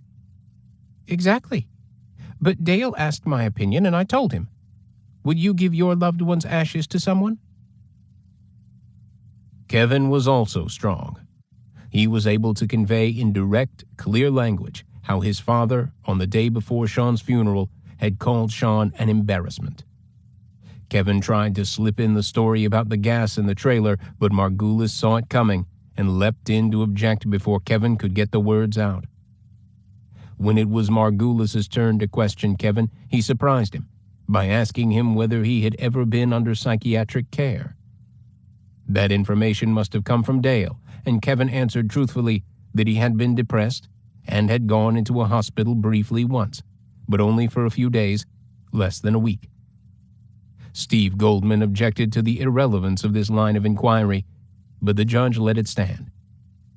Margulis got Kevin to verify that Dale had given Sean checks for his rent and other small checks over the years, but Kevin countered this with several asides about Dale's contempt for Sean. Marion's appearance this time was brief, but damaging in Goldman's view to the defendant. Margulis thought that he could detect for the first time a resentment in Marion's voice, eyes, and manner that bordered on all-out hatred for her ex-husband.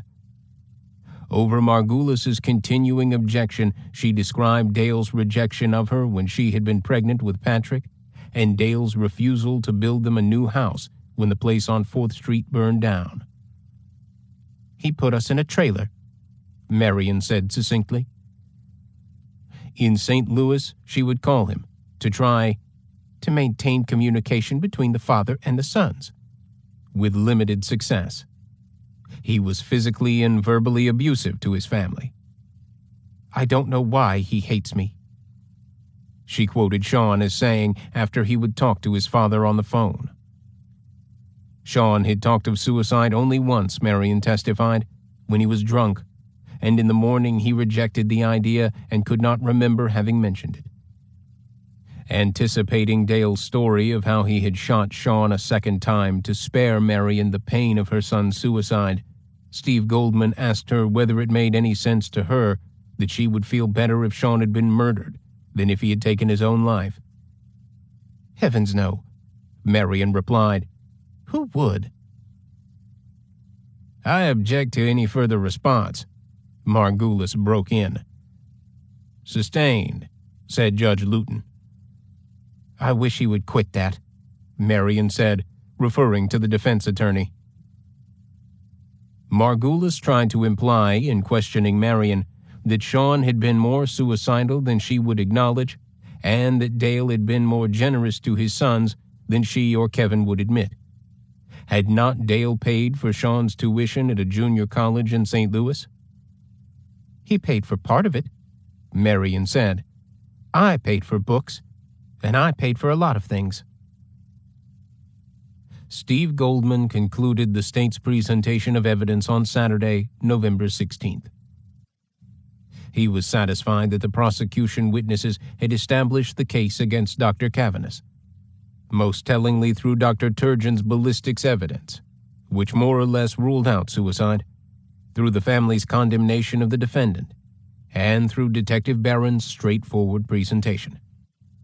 Barron outlined the several lies Dale had told the police and said that in his experienced view, Sean could not have committed suicide, and that suicide had never seemed a possible cause of death. To substantiate the doctor's peculiar behavior after Sean's death, Goldman called Peggy Osmond, who, although she seemed nervous and a reluctant prosecution witness, said that Dale had appeared normal throughout the party and had been one of the last guests to leave. Had she known that Sean had died that morning and that Dale had seen his son die, she would, she admitted, have thought his behavior at the party odd. A certified public accountant who had examined the doctor's financial situation detailed Dr. Cavanis's loans and notes due, totaling nearly $500,000 from various persons and institutions, including Medical Electronics, Ford Motor Credit, First State Bank, Credit Thrift of America, Illinois Industrial Development Authority, the Harrisburg National Bank, the Galatia Bank, the Farmers Home Administration, the Office of Economic Opportunity, and the General Motors Accounting Corporation. The CPA estimated the doctor's net worth as minus $200,000. The yearly losses from his farming activities offset the income from his medical practice, and the doctor had reported net losses of approximately $200,000 a year on his income tax for the past several years, and therefore had no reason whatsoever to take out insurance policies on his sons as tax write-offs. Art Margulis began his presentation of the defendant's evidence on Monday, November 18th, and called Hap Dawson and a former manager of Hickory Handle to testify that Sean had been drinking heavily whenever he was in southern Illinois and that Dr. Cavanis had been worried about him. "They were very tight, very close," Hap Dawson said. "Sean was always one of DC's favorites." Steve Goldman tore into Hap Dawson when he had a chance to cross-examine him. He asked him whether he had been drinking before he came to court or the night before, which Dawson denied. He asked whether he had been involved in shifting mortgaged cattle around from place to place to try to fool the Farmers Home Administration, which, as the record showed, was threatening to foreclose on Hickory Handle. Dawson denied everything and said that the FHA was trying to foreclose on every farmer in America. Goldman asked about the doctor's drinking habits, and Dawson replied in his drawl that Doc C. drank beer sometimes vodka, and sometimes coffee, tea, and milk. There was never an incident when Sean was thrown against the wall of a trailer. Margulis called Harry Bramlett, Dale's insurance agent for the policies on Sean, who said that the policies had not been Dr. Cavanis's idea. Bramlett had talked the doctor into the policies as a tax write-off and a sound investment, meeting with him on several occasions in late 1983 and early '84. During cross-examination, Steve Goldman attempted to show that Bramlett was lying to protect the doctor, whom he had known since childhood. He got Bramlett to admit that write-offs were of no use to someone who was not paying any income tax, but Bramlett insisted that he had known nothing about the doctor's financial situation. Goldman asked Bramlett whether he had been a drinking buddy of the doctor's. How much did they drink together? "Well," Bramlett said with a grin in his down-home way, "when we drank, we weren't just fooling around." Whether or not to call a defendant to the stand to testify in his own defense is a dilemma faced by all criminal defense attorneys. Not to call the defendant can place suspicion in a juror's mind. To call him risks revealing facets of personality and inconsistencies of statement that could become factors swaying a jury toward conviction. In this instance, Margulis's only choice was to let Dale Cavanis testify. The whole case, for better or for worse, because of Dale's statements, rested on whether or not the jury believed his version of events. He was the only living witness to Sean's death. To keep him off the stand, to have him remain silent, would have been, in effect, to offer no defense at all, not a realistic alternative given the strength of the prosecution's case. Dale looked as he had at the first trial, drawn, rumpled in an ill-fitting suit, anything but the picture of the competent, prosperous physician. He stated his name and accounted for his place of birth and higher education. Until their separation in 1971, he said, he and his wife and 4 sons had lived a wonderful life. "It was a beautiful family," he said. "I mean, we had really everything anybody should need." It was on him that the responsibility for disciplining the boys fell, Dale said, describing himself as the enforcer. But Marion was an excellent housekeeper, and there were no major problems of any kind until after the separation. After that, in St. Louis, Sean showed signs of destructive behavior and developed an alcohol problem by the time he was 13. When he quit high school, he had trouble finding and keeping jobs. Dale admitted that he had always had a cash flow problem, but that the future of his farming operations looked very promising. In case anything happened to him, he had a policy on his own life for $198,000 to be left in trust for the benefit of his sons, with Marion as the executor and trustee. Margulis offered Dale's will and the policy on his own life in evidence. Dale described paying Sean's rent and junior college tuition.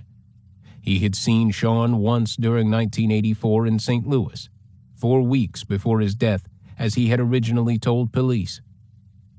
Dale described what he said had happened on the evening and morning of Sean's death, telling essentially the same story Dave Barron had heard on Christmas Eve, arriving at the apartment, spending time there with Sean, taking him out to Laclede's Landing until closing time, driving around for a while. They had not been drinking heavily, although Sean might have been drinking earlier that evening. Dale had no way of knowing. He added that eventually they had headed west on what he thought was the highway to Arnold, Missouri, where he wanted to take a gun to be repaired. They pulled off on Lewis Road and onto Allen Road because Sean said he wanted to see the countryside, which looked like southern Illinois.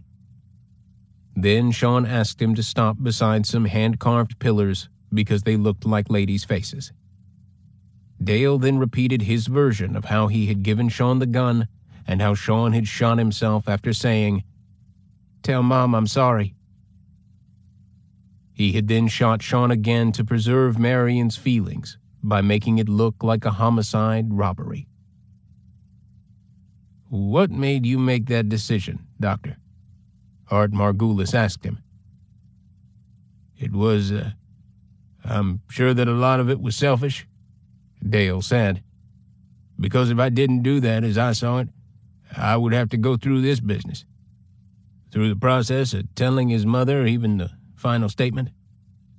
She would have to go through the same kind of guilt that I was feeling. And the other way, it's almost as if it would go away.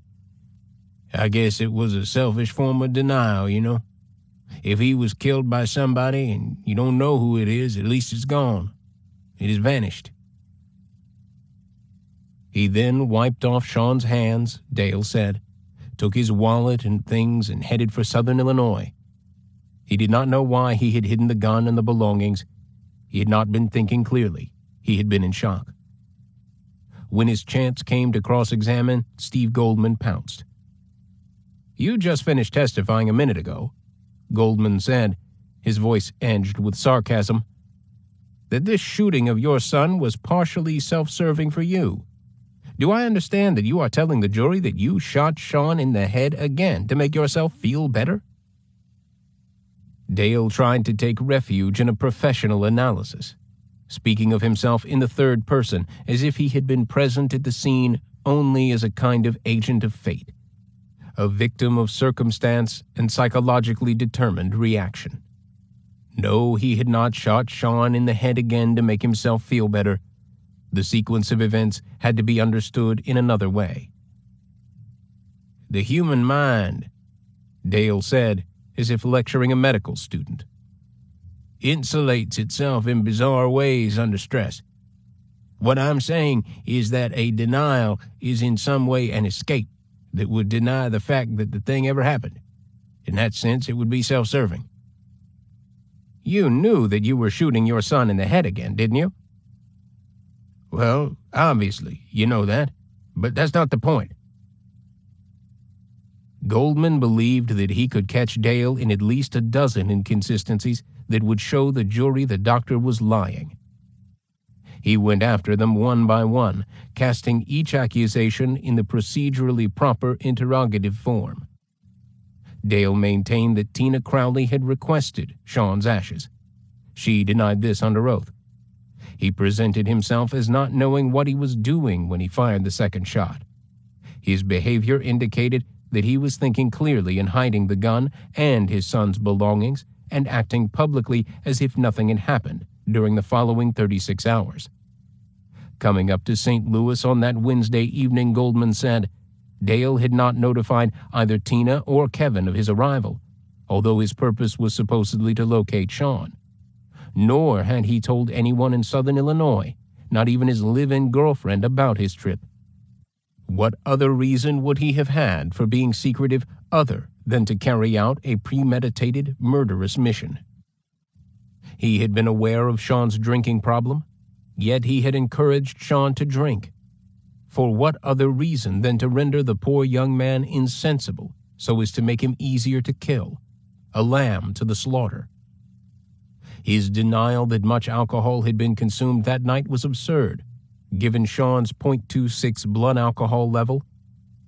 Dale had said that the West County countryside looked like southern Illinois, yet he had turned off the interstate at a dioxin-contaminated site, a place that not only did not particularly resemble southern Illinois, unless grass and trees constituted a resemblance, but one that was bound to be deserted because the area around it was sealed off. That Dale would choose this specific exit could hardly have been a coincidence. His action bore the marks of careful geographical research, and he was asking the jury to believe that he had handed his son a gun with a light trigger pull after a night of drinking. The jury could decide on the likelihood of this scenario. Goldman, chilled by the impersonal way in which Dale had described the shooting, asked him to stand up and demonstrate the action to the jury, assuming that he would show matter-of-factly how he had made his lucky shot. But on the advice of counsel, Dale wisely declined to do so, a refusal eloquent in itself, Goldman believed. He concluded his cross-examination by asking Dale whether he had thrown Sean and hit his head against a trailer wall in southern Illinois. "Sean loves to be abused by me to his mother, and by his mother to me," Dale said dismissively, as if his dead son's feelings had been worthless all along. Since no one had accused Marion of violence, the statement was unresponsive, not to say enigmatic. "Is that a yes or no?" Goldman asked sharply. "No." Margulis called as his two final witnesses for the defense a CPA and a ballistics expert, realizing that the key points in the prosecution's evidence were Dale's financial condition and Dr. Turgeon's forensic analysis. The accountant, James T. Johnson of St. Louis, testified that the doctor had outside income which had been overlooked, including $30,000 a year in oil royalties from wells on the Galatia farm. He also stated that agreement had been reached in 1983 to sell Hickory Handle for over $500,000, and that the doctor had outstanding accounts receivable from his medical practice of approximately $100,000. Johnson estimated the doctor's net worth at approximately $1,100,000. But under Goldman's cross-examination, the accountant was made to waffle. He had not been aware of the latest foreclosure actions against the doctor by the FHA, and admitted that Dr. Cavanis had a serious cash flow problem. The sale of Hickory Handle had fallen through, Johnson agreed, except for a $50,000 down payment. Johnson admitted that he was not an expert on valuing land. He also agreed, under Goldman's questioning, that taking out large insurance policies as tax write-offs made no sense for a man in Dr. Cavanis's financial position. Art Margulis called as the defense's ballistics expert a man in his mid-50s named James Holt, who identified himself as a former member of the St. Louis County Police Department, at present a U.S. Army intelligence officer. Holt had also testified at the first trial, and at the time Goldman had been pleased that Margulis had apparently been unable to find someone better qualified than Holt, who admitted on the stand to having had only limited experience with gunshot wound analysis. Goldman's supposition was that Margulis must have tried to find someone with greater expertise to back up Dr. Cavanis's story of Sean's suicide, but had been unable to get any widely respected and highly qualified pathologist to testify for the defense. The ballistics evidence was too strong. Photographs and X-rays of the wounds and blood spatter patterns showed too clearly that Sean could not have shot himself. No respectable pathologist would be likely to reach the defense's conclusions. Jack Nolan had also been curious about the weakness of the defense's ballistics testimony. On his own between trials, Nolan did some checking. A source in Goldman's office revealed that Margulis and his assistants had indeed been dutiful in trying to find a highly regarded pathologist for their case, and had been unable to do so. Nolan's information was that Margulis had contacted several well-known pathologists around the country. All had said that the prosecution's interpretation of the evidence was irrefutable. One pathologist, the chief medical examiner in a large southern city, had examined the photographs for about 5 minutes and had proclaimed simply, "He did it." Margulis was stuck with Holt. In examining James Holt, Margulis cited Gunshot Wounds, a book by a Dr. Vincent DeMaio, which was regarded as a definitive text and which showed that in suicides, 2 shots were often fired to the head when the first was not fatal. DeMaio also demonstrated that pulling the trigger with the thumb rather than with the index finger was not uncommon among suicides, a key point, since Sean would almost certainly have had to use his right thumb to pull the trigger had he inflicted either of the head wounds on himself. Holt did his best to substantiate the defense's case, but under Goldman's cross-examination, he wavered on several important points, notably as to the distance from which the shot to the back of the head had been fired. The amount of soot, searing, and stippling indicated an extremely close shot, one nearly impossible for a person to inflict upon himself, even when firing with his thumb.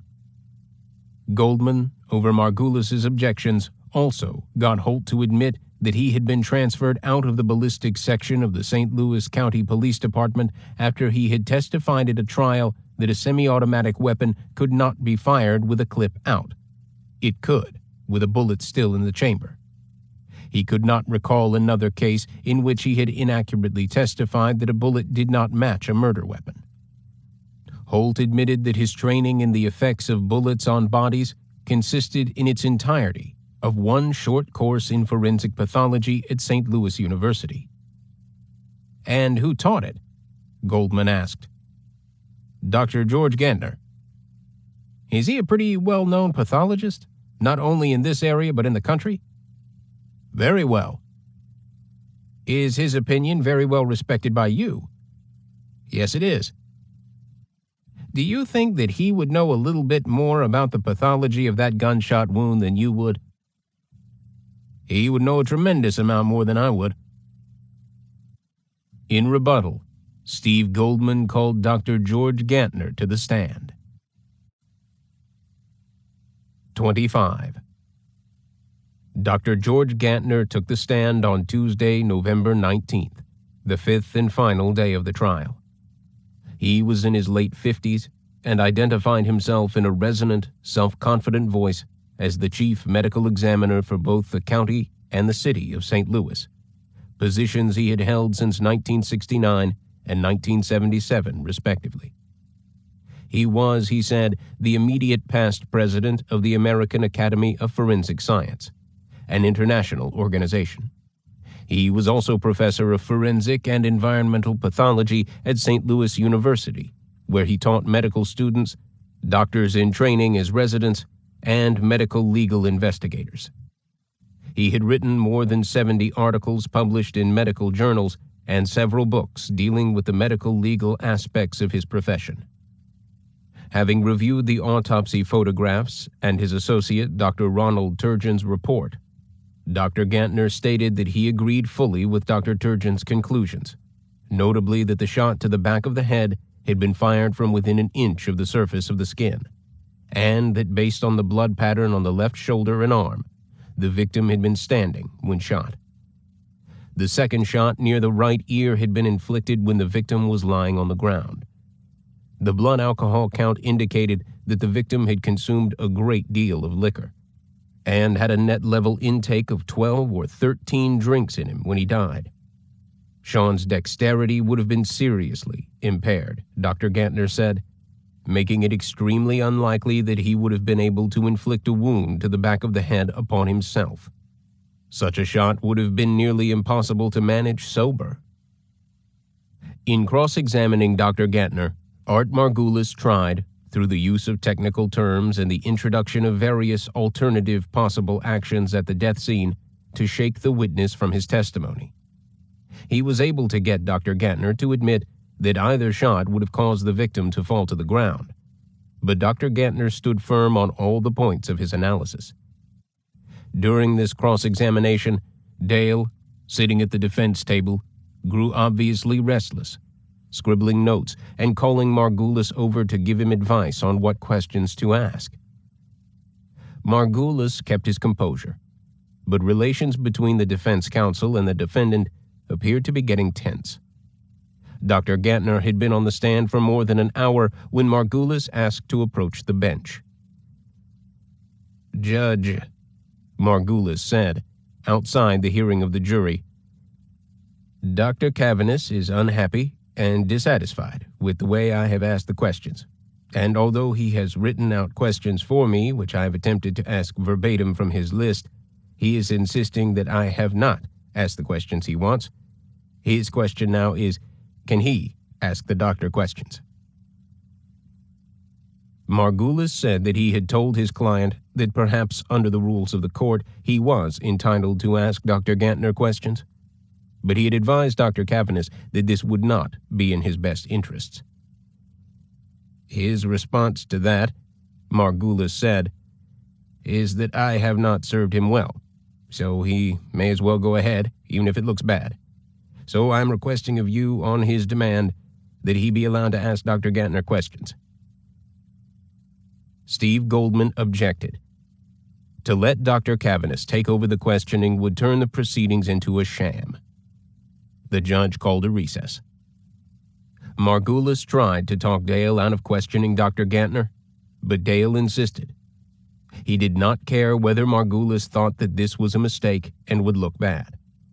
Margulis had no choice but to ask the judge again to let Dale go ahead. At the bench, with the jury still out of the courtroom, Judge Luton listened as Dale explained his request. "I am not criticizing my lawyer's presentation particularly," Dale said, "but I think that it may be possible that I could communicate with Dr. Gantner within the medical field a little better than he can." "My position is," Steve Goldman objected, "that unless he wants to fire Mr. Margulis, which he can't do at this point anyway, I don't think that he has any real right to ask questions." Judge Luton pressed Dale to clarify his position. Was he not satisfied with the inquiry by Mr. Margulis? Did he feel that his interests would be better served if he conducted some of the inquiry himself? "Yes, sir," Dale replied. "I think that Dr. Gantner's evidence is so damaging, without at least my attempt for further inquiry that, very honestly, I think I will be convicted." Judge Luton agreed to let Dale cross-examine Dr. Gantner. With Margulis sitting at the defense table, Dale began by trying to explain why the court was permitting him to speak. The judge cut him off, saying that he had to stick to the interrogative form. He was not permitted to make statements and explanations. From the beginning of his performance as his own counsel, Dale, in the opinion of every courtroom observer, except perhaps his Southern Illinois supporters, did nothing but damage to his case. His manner, for one thing, was ice cold. It was as if this had been a routine medical case, not one involving the death of his son. He handled and discussed the autopsy photographs of Sean's head and body without showing the slightest emotion, pointing out the wounds, the blood, the powder burns as if they were merely spots and colorings on a map. During a recess, a friend of Margulis's who had been watching the proceedings out of curiosity rushed up to him in a hallway and told him that his client's performance was disastrous. He would have to get Dr. Cavanis to sit down and shut up. The jury was clearly disgusted with him. "I can't control him," Margulis said. "I've tried, believe me. I told the judge I'm totally against this. It's in the record." Dale cited DeMaio's gunshot wounds in an effort to refute Dr. Gantner's conclusions about the closeness of the shot to the back of the head. "You agree that you consider DeMaio an authority?" Dale asked. "I went so far as to hire him," Dr. Gantner said, "to be the first chief medical examiner in the city of St. Louis, and he accepted. Then he decided to get married in Dallas and turned me down. So, yes, I consider him to be experienced in the field." Dale was out of his league with Gantner, who had to correct him repeatedly on the proper use of technical vocabulary, going so far as to spell out words such as peri, meaning the area around a bullet hole, which Dale kept calling a halo. In Steve Goldman's view, Art Margulis had shown a greater competence in discussing the medical terminology of gunshot wounds than Dr. Cavanis exhibited. Dave Barron thought the same. What Art Margulis was thinking, they could only guess. Jack Nolan, watching from a back row, figured that Margulis was probably wishing he had never taken this case. No one could control the doc, Nolan knew. He could see chickens coming home to roost all over the courtroom. In a final effort, Dale tried to get Dr. Gantner to say that a close contact wound would leave metal fragments on the surface of the skin. Why were there no metal fragments in the area of the wound to the back of the head? And it's your opinion, then, that a near-contact wound would not leave any deposit of metallic fragments, either from the bullet or the barrel? Not necessarily, no, Dr. Gantner said. In my opinion, in this case, we have no evidence that it did. No more questions, Dale said, and he sat down.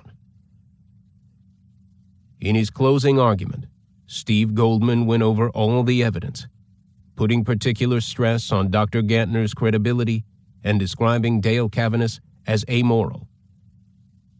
He is the kind of man who tried to impose his will onto others and treats them the way he wants to treat them, regardless of how they want to be treated. People expect that in a doctor to some degree. They expect a doctor to be authoritarian and a doctor to be smart, and he is that. He is smart. He is a smart doctor, but he is also a cold-blooded killer. Goldman let the jury know how difficult it had been for Marion, Kevin, and Charlie to testify, to reveal to strangers their private tragedy. They had done so only for Sean's sake and to protect themselves from Dr. Cavanis's revenge. They wanted justice to be done. You're probably thinking, Goldman told the jury, how can a man kill his own son, especially a doctor, who is supposed to save lives? Well, you know, as we go through life, we realize the older we get that people are often much more than they seem, and that certainly applies to doctors. Sean thought the world of him, and he is the one that ended that world. Art Margulis, in his closing argument, spoke of the unthinkable nature of the crime with which Dr. Cavanis was charged, and the impossibility of believing that any successful physician would kill his son for $140,000, or for any amount of money. He reminded the jury of Sean's drinking and instability, and said that the young man had been a prime candidate for suicide, which even Dr. Turgeon had stated under oath he could not completely rule out as the cause of death. And Dr. Cavanis would have known as an experienced surgeon that in any autopsy, Sean's liver would have shown fatty tissue, indicating alcoholism, thus invalidating the insurance policies. At this point, Steve Goldman dearly wished that he could bring up Mark's murder and show the jury the ghastly photographs of Mark's ravaged body. Goldman thought that it was likely that Dr. Cavanis had believed that Sean's body, left out in the country like Mark's, would also be eaten by animals, making an autopsy impossible. At any rate, Goldman understood the insurance was still valid, since the cause of death had not been alcoholism, even though Sean had not admitted to his treatment for the problem when filling out the insurance application, and his father had also failed to mention it. Margulis, signing the judge's instructions to the jury, suggested that at most they could find the defendant guilty of involuntary manslaughter, in that he had admitted handing the gun to Sean, who the evidence showed was intoxicated. Beyond that, Margulis said, the prosecution's case was riddled with doubt. Sean and his dad had the best relationship of anyone in the family, Margulis said. Dr. Cavanis had paid Sean's rent and tuition and had sent him extra money. No one had been more concerned about his son's welfare. Because, as in any criminal trial, the burden of proof was on the prosecution, Steve Goldman got the last word. His closing rebuttal argument was an impassioned plea for justice. "If Dr. Cavendish shows anything about his feelings about Sean," Goldman said, "you can tell it when he was up here holding those pictures of his dead son as if they're a bunch of playing cards. This is a big game to him. Think of him. On that night, December 13th, when he snuck up here in the middle of the night and snuck up on his son and shot him in the back of the head. How he stood over him and shot him again in the ear. How Marion, his ex-wife, called him up and said, 'My God, our son is dead,' and he hung up on her." Goldman told the jury that they would have to have the same courage as Marion and Kevin and Charlie had had in testifying. They had to be able to tell John Dale Cavaness, and all the John Dale Cavanasses, that they cannot sacrifice their sons for insurance money or for any other motive. Goldman's voice broke several times as he described how Sean had indeed idolized his father, and how Dale had preyed at last upon those feelings. "Sean never learned," Goldman said in conclusion, clearing his throat to keep his composure, his voice finally tremulous, his eyes glistening. "Or rather, I guess, he learned too late, when he snuck up behind him, what his father was really like and what he really meant to his father. You are Sean's only chance for justice now. Thank you." Marion, Kevin, and Charlie were in court for Goldman's closing argument, which moved them to tears, and which Kevin said helped him to accept the awful necessity of having testified against his father. It had been a simple choice, really, difficult though it had been, between the murdered Sean and the murdering Dale. Not to have had the courage to testify would, as Steve Goldman said, have been to deny justice to the victim, not to speak of helping Dale go free to kill again. Kevin said that he hoped people would understand why he had had to do it. "The people that matter will understand," Charlie said. "We can't worry about the rest. They don't matter." As for the verdict, they were not sure. Goldman and Dave Barron had warned them about the unpredictability of juries. But as Goldman had told the jury, if there was not already enough evidence in this case for a conviction, then no case could have enough. Marion accompanied Kevin and Charlie to their apartment to await the verdict, which they knew might take hours or even days to reach. The jury began deliberations at 20 minutes past 4 on Tuesday afternoon, 1 week to the day after their selection. An hour and 10 minutes later, the jury requested from Judge Luton further instructions as to the difference between first and second-degree murder. The judge referred them to his original instructions, which defined the difference as that between premeditated murder and murder without deliberate premeditation. At 5 minutes to 7, 2 hours and 35 minutes after they had begun deliberations, the jury returned with its verdict. The courtroom filled up again with the press and with Dale's supporters. Kevin, Charlie, and Marion remained at the apartment and were not aware that the jury had taken so little time to reach unanimous agreement. The jury's foreman, Peter M. McLean, the 26-year-old Hallmark employee, presented the verdict. The jury had found John Dale Cavaness guilty as charged. Judge Luton asked each juror whether he or she agreed with the verdict. Each replied in the affirmative. Dale showed no emotion whatsoever as one juror after another reaffirmed his guilt in a steady, assertive voice. As was obvious from their manner, no jurors had doubted his guilt. The only discussion, and there had been little enough of that, had been on the question of premeditation. Dissent came from the rear of the courtroom in the form of murmurs from the visitors from El Dorado. Other observers seemed pleased that justice had been done. Among them, two of the jurors from the first trial who had come to see their work completed. "It's a long time coming, and I'm happy with the verdict," Steve Goldman told the press. Art Margulis expressed disappointment and looked pained when a reporter from the Kansas City Star said that Dr. Cavanisz's Southern Illinois supporters were questioning his judgment in calling such an inexperienced ballistics expert to counter such distinguished state's witnesses as Drs. Gantner and Turgeon. "I can't comment on that," Margulis had to say. "It would be unethical." He also had to make no comment when asked whether he had been paid in full. The story was, a reporter said, that the defense fund had dried up after reaching $38,000.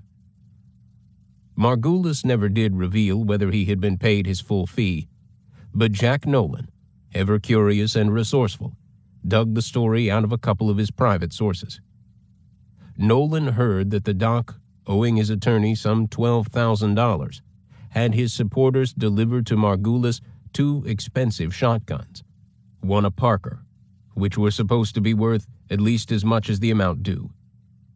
According to Nolan's informants, the guns were fakes, which Margulis would discover if and when he tried to sell them. One way or another, the doc had managed to screw even his attorney. There was no telling what else the doc might accomplish before this was all over. The jury remained sequestered for another night. On the following day, the penalty phase of the trial would take place. The jurors would have to decide whether Dr. Cavanisz was to be punished by life imprisonment or by death. Steve Goldman telephoned Kevin, Charlie, and Marion with the news. They were relieved, and they thanked him. Kevin was alarmed to learn that Goldman wanted him to testify in the penalty phase, in which the prosecutor intended to seek the death penalty, to disclose some incidents which had been excluded from the first part of the trial. With Goldman requesting the death penalty, Kevin feared that for him to speak out again against his father, after guilt had been established and after he had already played, as he knew, a crucial role in Dale's conviction, would be like asking the jury to take revenge for him, for the family, for Sean. He was deeply uneasy about placing himself in that position. It was almost as if Goldman were asking him to become his own father's executioner. But Goldman assured Kevin that all the evidence, not merely the family's testimony, had convicted his father, and the jury, not Kevin, would determine Dale's ultimate fate. Deciding on life or death was their civic responsibility, which they had agreed to carry out. They were a fine jury. They had understood the complex ballistics evidence perfectly well. Dr. Gantner's testimony, as well as Dale's self-incriminating performance in court, had been the crucial points. If so skillful a lawyer as Art Margulis could not get Dale off, nobody could have. Now all that Kevin had left to do was to supply the jury with a few more pieces of information so that they could make an intelligent and just decision. That was what the courts were for, to relieve victims and their families of the burden of carrying out justice. Kevin agreed to take the stand once again. That night they talked of what they thought the jury would decide. They concluded that Dale's age, he was now 60, would be taken into consideration, and that he would be spared the death penalty. They agreed that they were satisfied with the conviction, and being sure that Dale would be safely locked up forever. "He won't stay in jail," Marion said. "He won't be able to stand being locked up. I know him. He'll kill himself." In the hallway outside the courtroom after the verdict was announced, Detective Dave Barron encountered the Reverend Staley Langham, who was carrying his projector and slides, and who expressed bitterness that Art Margulis had not permitted him to testify on the doctor's behalf. He had evidence that would have freed Dr. Dale. It was right there in those slides. "There'll be a new trial," Reverend Langham told Barron with some heat. "This one was a joke. It's a travesty. We all know Dr. Dale was innocent. That was a farce in there and a miscarriage of justice." "Well, Rev," Barron said, leaning over Langham, I know you're a man of the cloth, so you probably don't bet, but I'd like to bet you a dinner that there won't be any new trial. How about it?" "I am not a betting man," Langham said. "What makes you so sure there'll be a new trial?" Barron asked. "We'll show this was a farce. Your people lied. You know that. And Margulis was incompetent. Having an incompetent attorney is grounds for a new trial." "Oh, yeah?" Barron said, drawing closer, his voice rising. "Let me tell you something. If Art Margulis is incompetent, he sure as hell fooled a lot of people, and he sure gets paid a lot to be incompetent. Art Margulis is one of the best defense lawyers in St. Louis. There isn't any better. The one thing he won't do is turn a trial into a dog and pony show by putting jerks like you on the stand. He has too much respect for the court. Maybe that would work down where you come from, but we don't go for that kind of garbage in St. Louis." Reverend Langham began shouting and waving his slides in the air. "Your evidence was phony. You lied. You perjured yourself. You falsified evidence." "Just a minute, Rev," Barron said. "If what you say is true, you're accusing me of a crime. Why don't you go upstairs and swear out a deposition if you believe it? And let me tell you something, Rev. If I ever hear you say that again, I'll beat your ass in." Reverend Langham retreated. He hurried out to join Burtis Herman and the other downcast, indignant supporters of the dock. Whatever his opinion of the defense attorney, the Reverend Staley Langham was among 8 character witnesses, including Burtis Herman and Emmylou Mitchell, whom Margulis called to testify the next morning on Dr. Cavanis's behalf. Margulis's strategy was that the simple faith of these Southern Illinois people in their doctor, whose good deeds over the years they would recall, would be enough to persuade the jury to spare Dale's life. Like most people, Margulis assumed that Reverend Langham was an old friend of the doctor's. Why else would he have spent so much time defending him and helping to raise money for him, visiting him in prison, portraying him sympathetically to the press? But when Margulis told Reverend Langham that he would at last have the opportunity to take the stand and to tell the jury about his long-term intimate friendship with Dr. Cavanis, Langham, hanging his head, said that he was afraid that he could not do that. He had never known Dr. Cavanis well at all until he had gone to visit him in his jail cell after his arrest. He had merely known of him, who he was, but not to speak to him. He had seen the doctor at Pierce Hospital, of course, where, like any minister, he visited sick members of his congregation. It was more a matter of being familiar with the doctor's reputation, rather than a personal friendship. "Oh, well," Margulis sighed. "We'll have to go with that, I guess." The minister was the final character witness called by the defense. Reverend Langham, putting the best face on things without perjuring himself, said that he had lived in El Dorado for 7.5 years, and that he had known Dr. Cavanis just about that long, as far as the relationship at the hospital where he practiced. He said that he often visited the hospital, and that Dr. Cavanis's reputation with his patients was tremendous.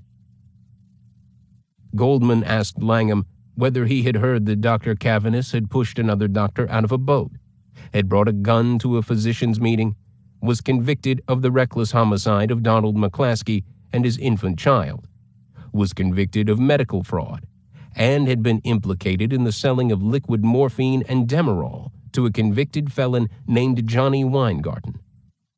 To all of these, Reverend Langham answered no, and that hearing about them now did not, in one bit, alter his high regard for Dr. Cavanis. "Being a minister," Langham said, "I never accept gossip or hearsay. So from the evidence that I have, I love Dr. Cavanis as much right now as I did before you said these things." When Steve Goldman called as the state's only witness during the penalty phase, the defendant's son, Kevin Cavanis, Art Margulis feared the worst for his client. It was unprecedented in Margulis's more than 20 years' experience as a defense attorney to have a defendant's child perform such a role in the penalty phase of a trial. Margulis believed that the impact on the jury might prove fatal to Dr. Cavanis. Margulis had lost many cases and won many. He had never had a client sentenced to death. All morning before taking the stand, Kevin had been on the verge of backing out and relinquishing this awful task. But the pictures he had seen of Sean's body, his bullet-torn head, his blood-soaked shirt, the thought that Dale had left him like Mark to rot or be savaged, kept coming into Kevin's mind. Finally, he decided that for Mark's and Sean's sakes, he had to go through with testifying again. His brothers would be standing with him in the witness box. He was their chance for redemption and for justice. His mother and his wife would be sitting there just behind the press in the third row, plainly in his view.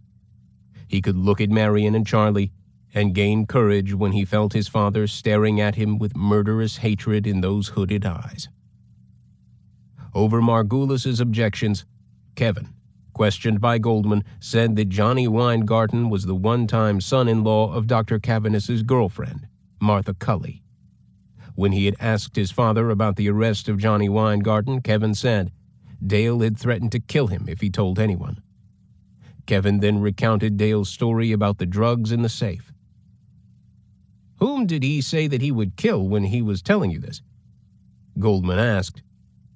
"Both Charlie and me," Kevin said. "What was your reaction to that?" "At first," Kevin said, "I was kind of shocked. And then I thought, he doesn't really mean to kill, but the way he said it, after I got to thinking about it, I do believe he meant it." Margulis tried to soften this devastating testimony, which settled over the courtroom like a shroud. "Kevin," Margulis said, "in your experience, isn't when you say something about 'I will kill you' a rather common expression of speech?" "Not the way he expressed it," Kevin said. "You said yourself that you concluded he probably didn't mean it, didn't you?" "Well, I would like to hope he didn't." There remained only the closing arguments by the defense and prosecution. Margulis emphasized the doctor's age and the fact that in Missouri there was no possibility of parole for a convicted capital murderer, that the doctor had undoubtedly served humanity in the past and saved many lives ought to weigh in the jury's decision, Margulis said. "Clearly, Dr. Cavanis is a valuable and a useful human being. There are a lot of services yet to be rendered." Steve Goldman was relentless.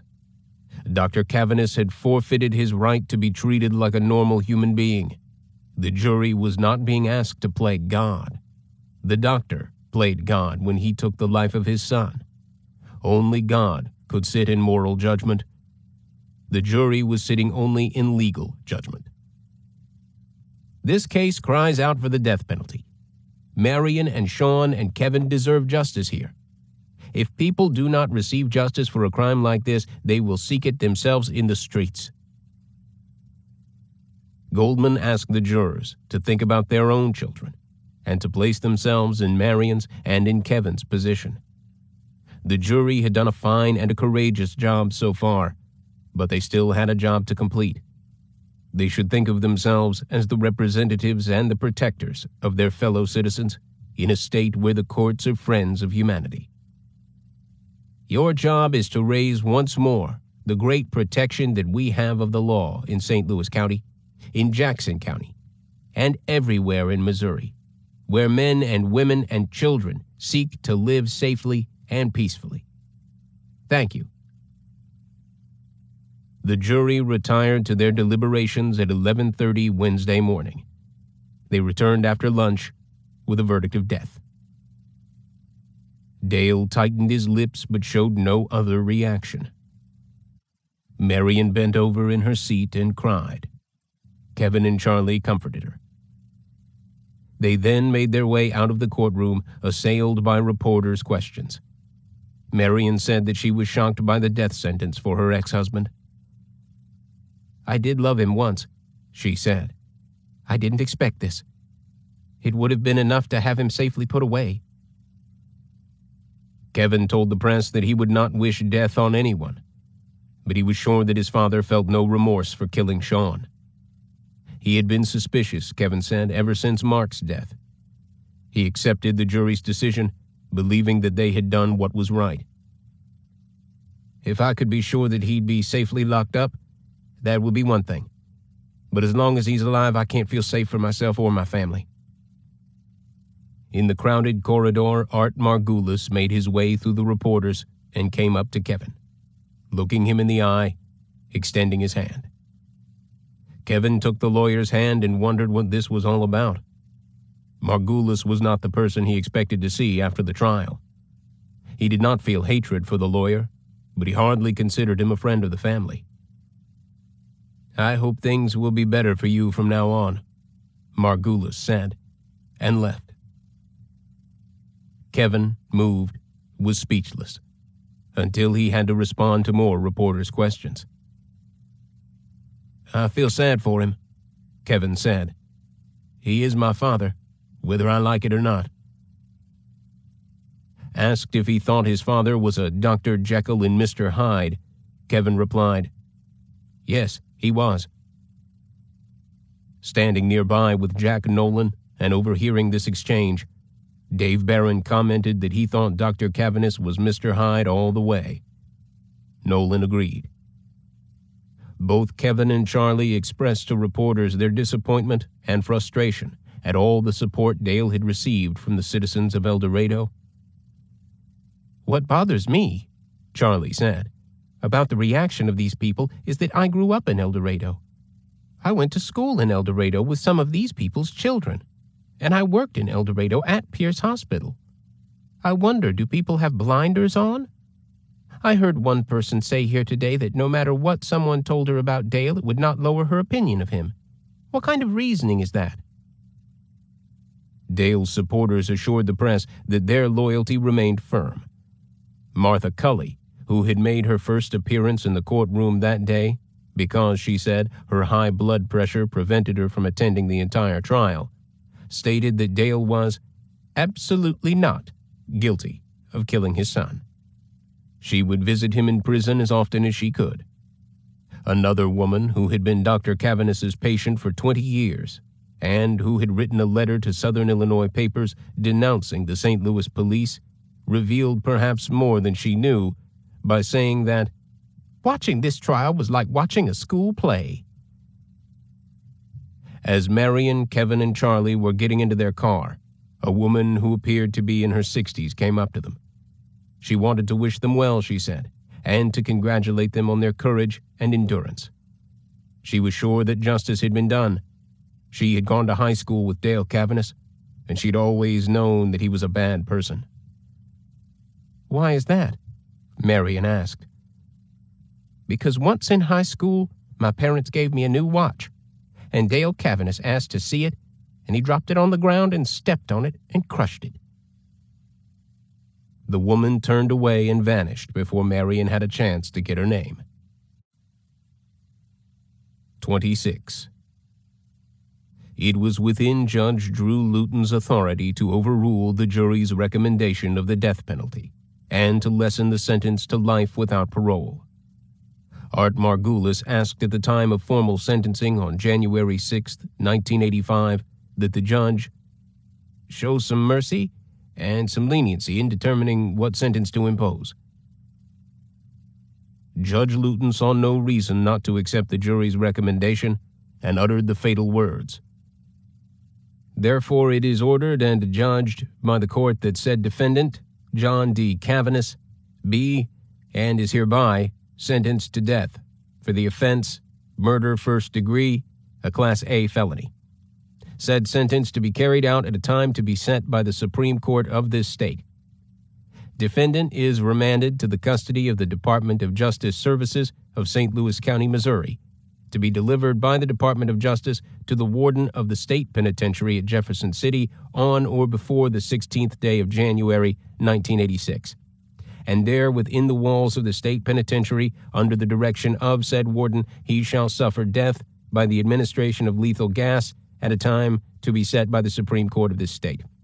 and said warden is directed to make return on this warrant to this court showing the time, mode, and manner in which this warrant was executed.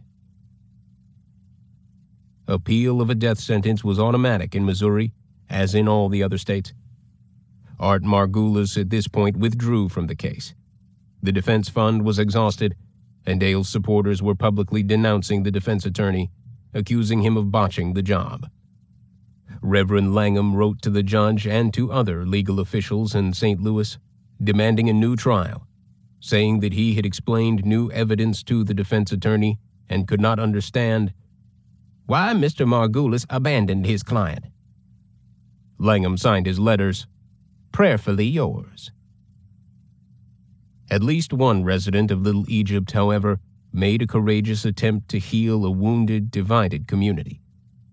Aaron Brothers was a young reporter for the Harrisburg Daily Register, who was assigned to what was rather grandly called the El Dorado Bureau, and who had personally covered the trial in St. Louis. In an editorial printed in large type, she confessed that, not having grown up in El Dorado, she did not know Dr. Cavanis and had never met him. Dale refused to give her an interview, but the trial, she said, had left an indelible mark on her, as she was sure it had on the jury. She praised Arthur Margulis for carrying out his difficult task. Both he and Steve Goldman did unbelievable jobs of representing their sides, but Goldman's evidence prevailed. Given the evidence, Brothers said, the jury had made the right choice in convicting Dr. Cavanis. She was less sure about the death penalty. Brothers offered understanding to the doctor's supporters. No man, she said, deserves to be entirely alone during his worst days. Justice had been done, but it was a sad day for everyone in the community, not a cause for rejoicing. As Kevin Cavanis had said, "He's still my father." Brothers' article, a small masterpiece of tact, did much to enable people on opposite sides of the Cavanis fence to speak to one another again, especially in Harrisburg. In El Dorado, residents who would voice an opinion estimated that at least half the population still supported Dr. Cavanis. Jack Nolan put the number at more than half. He knew some of the supporters personally and liked many of them. They just had this fixation on the doc. It was almost like a religious cult. Pursuing Dale's appeal fell to Beth Dockery, a young lawyer in the office of the public defender in St. Louis, who, in examining the trial transcript, admitted privately that no errors appeared to have been made by either the judge or the attorneys, who seemed to have done an admirable job with a difficult, emotion-fraught case.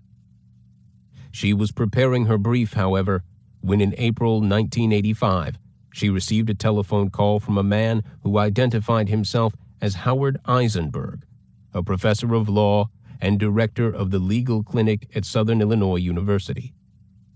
Professor Eisenberg stated that he had been chief public defender for the state of Wisconsin from 1971 to 1978 and executive director of the National Legal Aid and Public Defenders Association in Washington, D.C. from 1978 to 1983, before assuming his position at SIU. Professor Eisenberg said that he had been approached by a Reverend Staley R. Langham of El Dorado, who represented Dr. Cavanis's supporters and asked to help with the appeal. He had agreed and had accepted advance expense money in the amount of $1,000 from Reverend Langham. He was not licensed to practice law in Missouri, but he proposed that he visit Dr. Cavanis in Jefferson City and prepare the brief for his appeal, which Dockery could then sign, as if it were her work. He had 13 years of experience in these matters and was glad to offer his help. He assured her that his interest in the case was purely intellectual and scholarly. Beth Dockery replied that she would think the matter over. The more she thought about it, the more peculiar it seemed to her. She could not imagine, for one thing, how one would spend $1,000 on a trip to Jefferson City, or what the purpose of such a visit would be. On an appeal, it was not necessary to consult with the convicted prisoner. A brief courtesy visit was perhaps appropriate, but not required. In the absence of new evidence, the trial transcript was all that was relevant. Beth Dockery was not at all happy with the idea of putting her name under someone else's writing, as she understood Eisenberg to be suggesting. She could not accept that his involvement was a purely scholarly one. She suspected that what he had in mind was a kamikaze defense, one in which the attorney deliberately performs incompetently so as to cause delay, or, at best for the client, a reduction in sentence from death to life imprisonment. The tactic was unknown in Missouri, but she was aware that at least one California lawyer had made a career out of it at both the trial and appellate levels. Dockery telephoned Eisenberg and told him to get lost. When asked by a writer what he had to say about Beth Dockery's suspicions of his motives, Professor Eisenberg replied simply, "She is dead wrong." It was ridiculous for her to think that he was trying to set her up. He could not work with her, and he was getting off the case. He had given Reverend Langham back the $1,000. For her part, Beth Dockery found that she could not work with Dr. Cavanis, who had refused to sign the forms necessary to declare his indigency and consequent eligibility to be defended at taxpayers' expense. She passed the case on to another assistant public defender, Deborah Doak, who agreed to argue the appeal with or without the proper forms. At the state penitentiary at Jefferson City, a forbidding pile on the banks of the Missouri River, which had been in continuous operation since the 1860s, Dale was death row inmate number 40.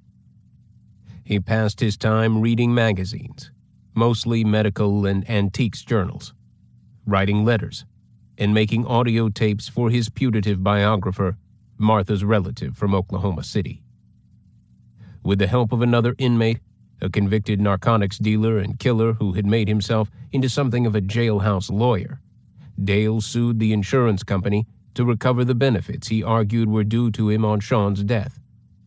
Like most death row prisoners, who averaged about 3 pending lawsuits apiece, he filed other briefs, including one against a cattle company he claimed had cheated him several years before. Martha and Reverend Langham visited him about once a month. Otherwise, he kept mainly to himself, occasionally dispensing medical advice to other prisoners, who sometimes irritated him with their obtuseness. These prisoners noted that Doc Cavanis, who insisted that he had been convicted because of the incompetence of his lawyer, but refused to share the transcript of his trial with anyone, never accepted offers of the dope, usually marijuana or speed, sometimes morphine, smuggled into the prison or stolen from the infirmary. He even turned down offers of copies of Playboy or Penthouse magazines, saying that in these conditions, a man had to use his willpower to control himself, and that such material would only make him feel more frustrated.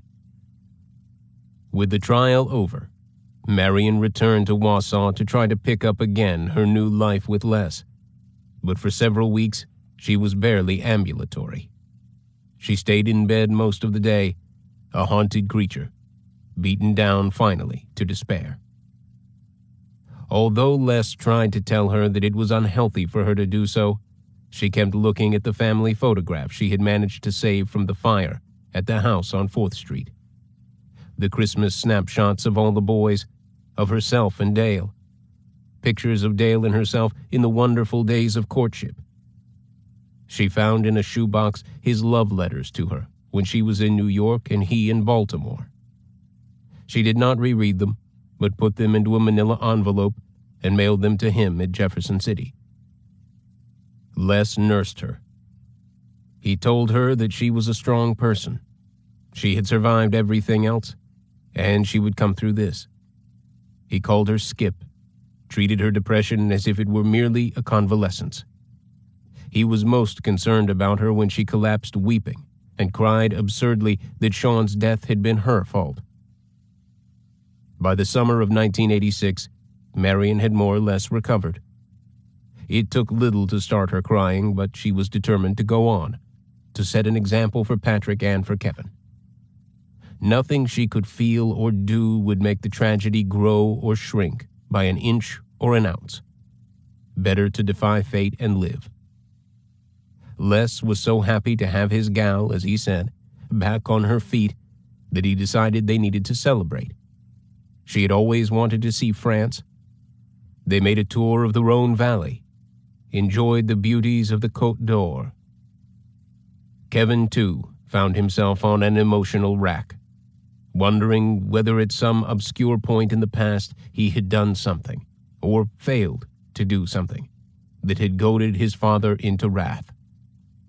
At other times he felt consumed with anger at his father, vowed to witness his execution, then changed his mind, cursed his father, not only for what he had done, but for what he was still doing to the family, simply by being alive, or by having existed at all.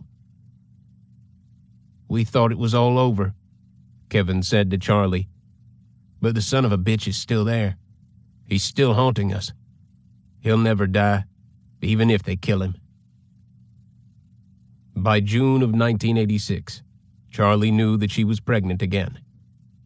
Kevin prayed aloud that his father's curse would not affect this baby as it had Kellyanne, whose grave they visited in September to mark the first anniversary of her death. Just after 7 on the morning of Monday, November 17th, 1986, at the state penitentiary at Jefferson City, a prison guard was making his morning rounds when he approached a cell and noticed through the bars that inmate number 40, Dr. John Dale Cavanis, appeared to be hanging from the cell door. The guard unlocked and with some difficulty managed to shove open the door. He found that Dr. Cavanis was indeed hanging from the door by means of 3 brown electrical extension cords, which had been tied together and looped at one end with a slip knot.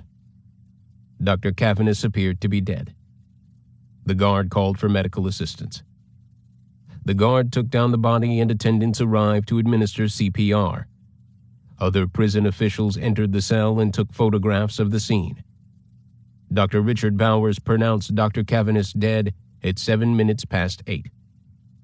The death was ruled a suicide. It was noted on the official report that the prisoner had greased the slip knot with Vaseline to make it close rapidly. The suicide had been an act of remarkable will, since the deceased must have raised his feet off the floor while hanging in order to cause the knot to tighten around his throat, and before passing out, he could have stood upright to halt the process. Inside Dr. Cavanis's locker, prison officials found a suicide note and 11 large and small envelopes containing legal papers and personal letters, and another note stating that he wanted all his personal property to go to his girlfriend, Martha Cully. The suicide note, neatly typewritten, double-spaced, was addressed to the Missouri State Prison Administration and became the final item in Dale's official file. "I want to make it clear," the note began, "that this final act has nothing to do with my care or treatment while confined to this institution." Guards and other personnel had been considerate and respectful of him, Dale wrote. He could handle the confinement and depression, but he continued, "I'm burdened by the problems that it creates for the ones I care most deeply about, and feel that time will resolve that in my absence. I intend to attempt to pursue my exoneration, but, frankly, am aware of the long and stressful legal processes that would require, and my situation is much like that of a patient found to have a malignancy. If the initial treatment is bungled, the patient has nothing to look forward to except a lifetime of agony, even if life is sustained. The same end result occurs when the legal approach to a capital crime is poorly carried out, and I am much too aware of the prognosis in both cases." Dale praised again the attitude toward him of prison officials and concluded, "Please see that my personal belongings are turned over to Reverend Staley Langham, or some other person designated by my attorney, T.R. Murphy, and notify one of the people I designate, other than Martha Cully, so that she may be spared the emotional stress of what I'm sure we all know will be a shock." Nowhere in the suicide note, nor in any of the other letters and documents, did Dale mention Kevin, Patrick, Marion, or his dead sons. When in the following weeks his will was filed, Martha Cully was listed as the sole beneficiary. She was also listed as the sole beneficiary of the $198,000 policy that he had taken out on his own life. He had changed the beneficiary from his sons, with Marion as trustee, to Martha after his conviction.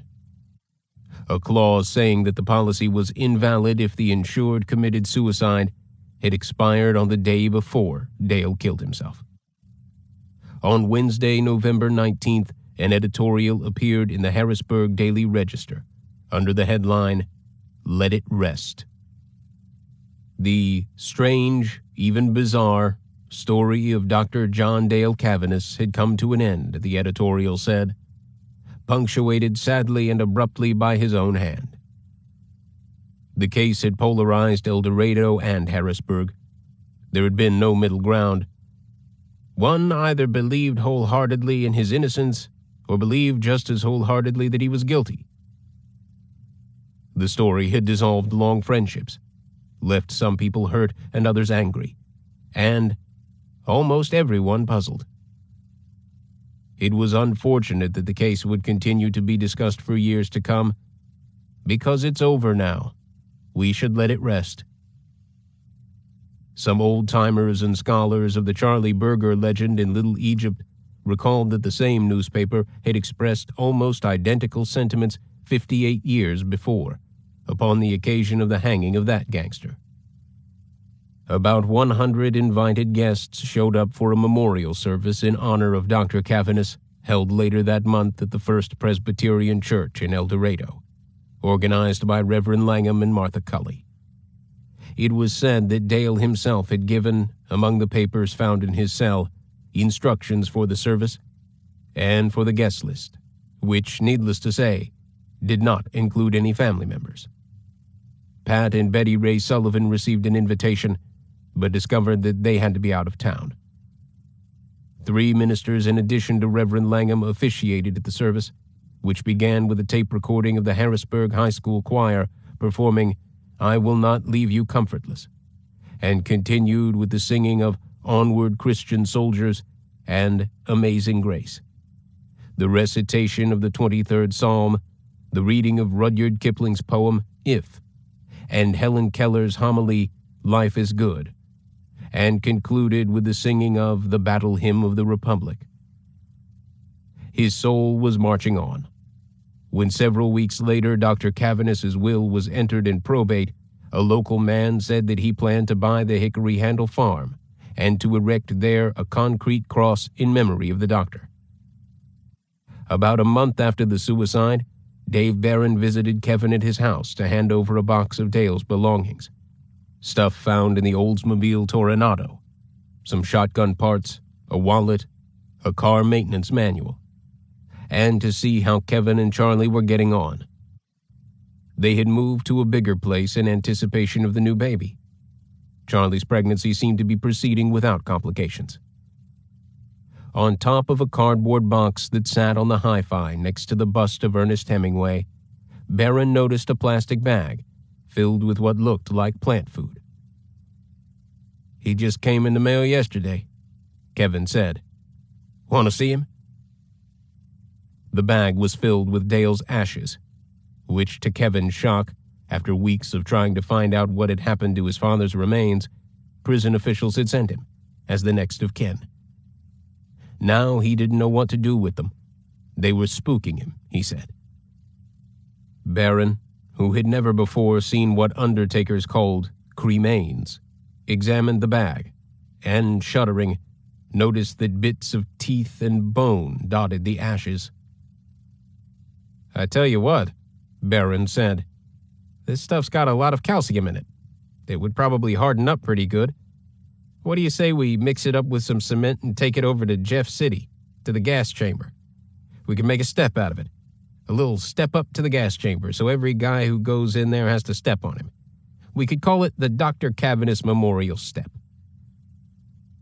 Kevin said it wasn't such a bad idea, but he said that he had decided that he had better not mess with his father's ghost. He had better try to put the old man to rest. He was thinking of driving down to southern Illinois and sprinkling the ashes on the Hickory Handle farm. "There's a nest of copperheads down there," Kevin said. "I could throw him in with the copperheads, but I'm afraid he might come back as a snake and bite me."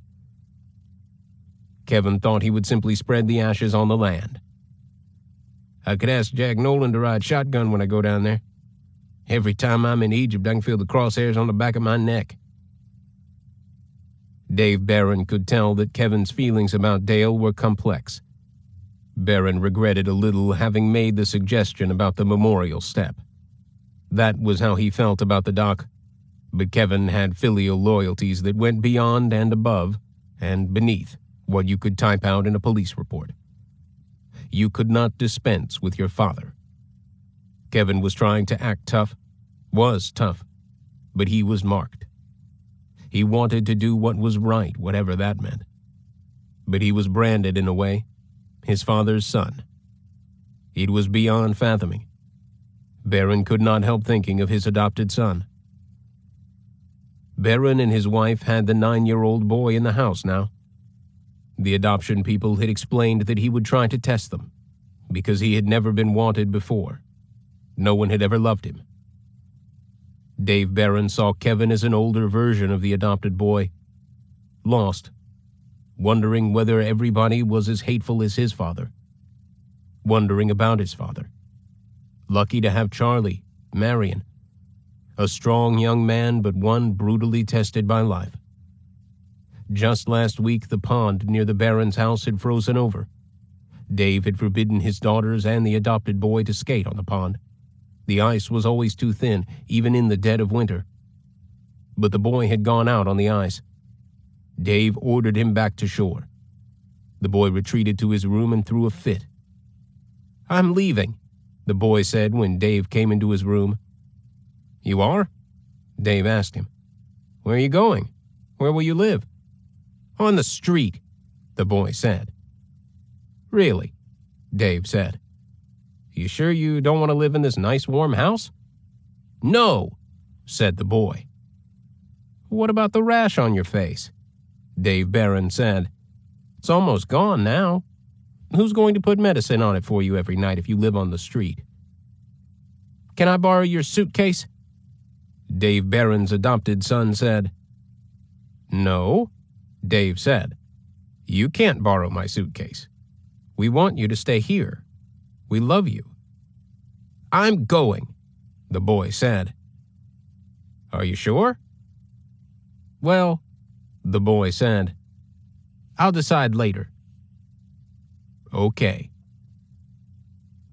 Dave Barron withdrew from Kevin's house, respectful, understanding that Kevin himself would have to figure out what to do with the ashes. Barron accepted that he could not solve a mystery beyond law. On February 24, 1987, Charlie gave birth to a healthy baby girl. They named her Shannon, in keeping with the tradition of Irish names in the Cavaness clan, but she looked like Charlie, had her large, round, brown eyes. Kevin was glad that she was a girl, and that she resembled Charlie. She might break the cycle. Kevin was wary of the Cavaness genes, for a generation or two anyway. On a gray, misty day in March, Kevin drove down to southern Illinois with his father's ashes beside him in the car, along with a few things from the Toronado that Dave Barron had given him.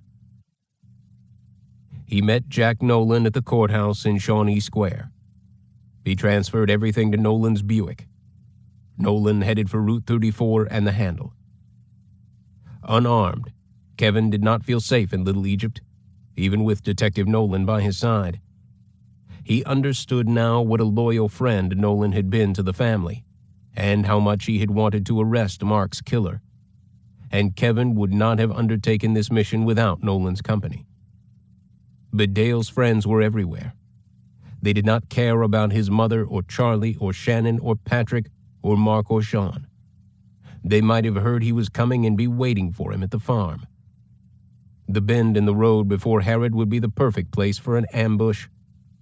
The idea of crosshairs on the back of his neck haunted him. Dale had shot Sean from behind. On the far side of Harrisburg on Route 34, beyond the gas stations and the Huck's convenience food store, Jack Nolan pulled up at Kevin's request at T.R. Murphy's house. Kevin did not wish to give Murphy the time of day, but he thought he might as well turn over Dale's things to him. Nolan agreed to take them into the house. "I've got Kevin Cavanis with me," Nolan said to Murphy. "He wanted you to have this stuff of Dale's. We're going to take a look at Hickory Handle, old time's sake." "You can't go up there," Murphy said. "We're not through probate yet. You can't go up there without permission." "Is that right?" Nolan said. "Well, what do you know? I'll tell you something. I don't know how to get in touch with the owner. Do you?" Murphy said nothing. Nolan walked out, cheerful as a dog at dawn. At the handle in the afternoon mist, in the wet, darkening light, Jack Nolan stood beside his car. Kevin, a large, slow-moving form, made his way up the hill from the barn, carrying the bag of ashes. Kevin did not go to the top of the hill, to the crest where the old graveyard had been, to where you could look out over the valley toward the Shawnee Hills and the Ohio, to where he and Sean had sown Mark's ashes 10 years before. He paused instead at a low knoll. He tilted the bag, keeping his hands well back, not wishing to touch his father's ashes. He let them pour out in a slow stream, spreading them evenly on the earth. Southern Illinois, St. Louis, Tulsa, 1986 to 1988. This concludes Murder in Little Egypt by Darcy O'Brien. Narrated by Perry Daniels. Copyright 1989 by Darcy O'Brien. This unabridged audiobook is published by arrangement with Molly O'Brien and Suzanne O'Brien, care of Intellectual Property Group, and was produced in the year 2020 by Tantor Media Incorporated, a division of Recorded Books which holds the copyright thereto. Please visit Tantor.com for more information on our growing library of unabridged audiobooks. Audible hopes you have enjoyed this program.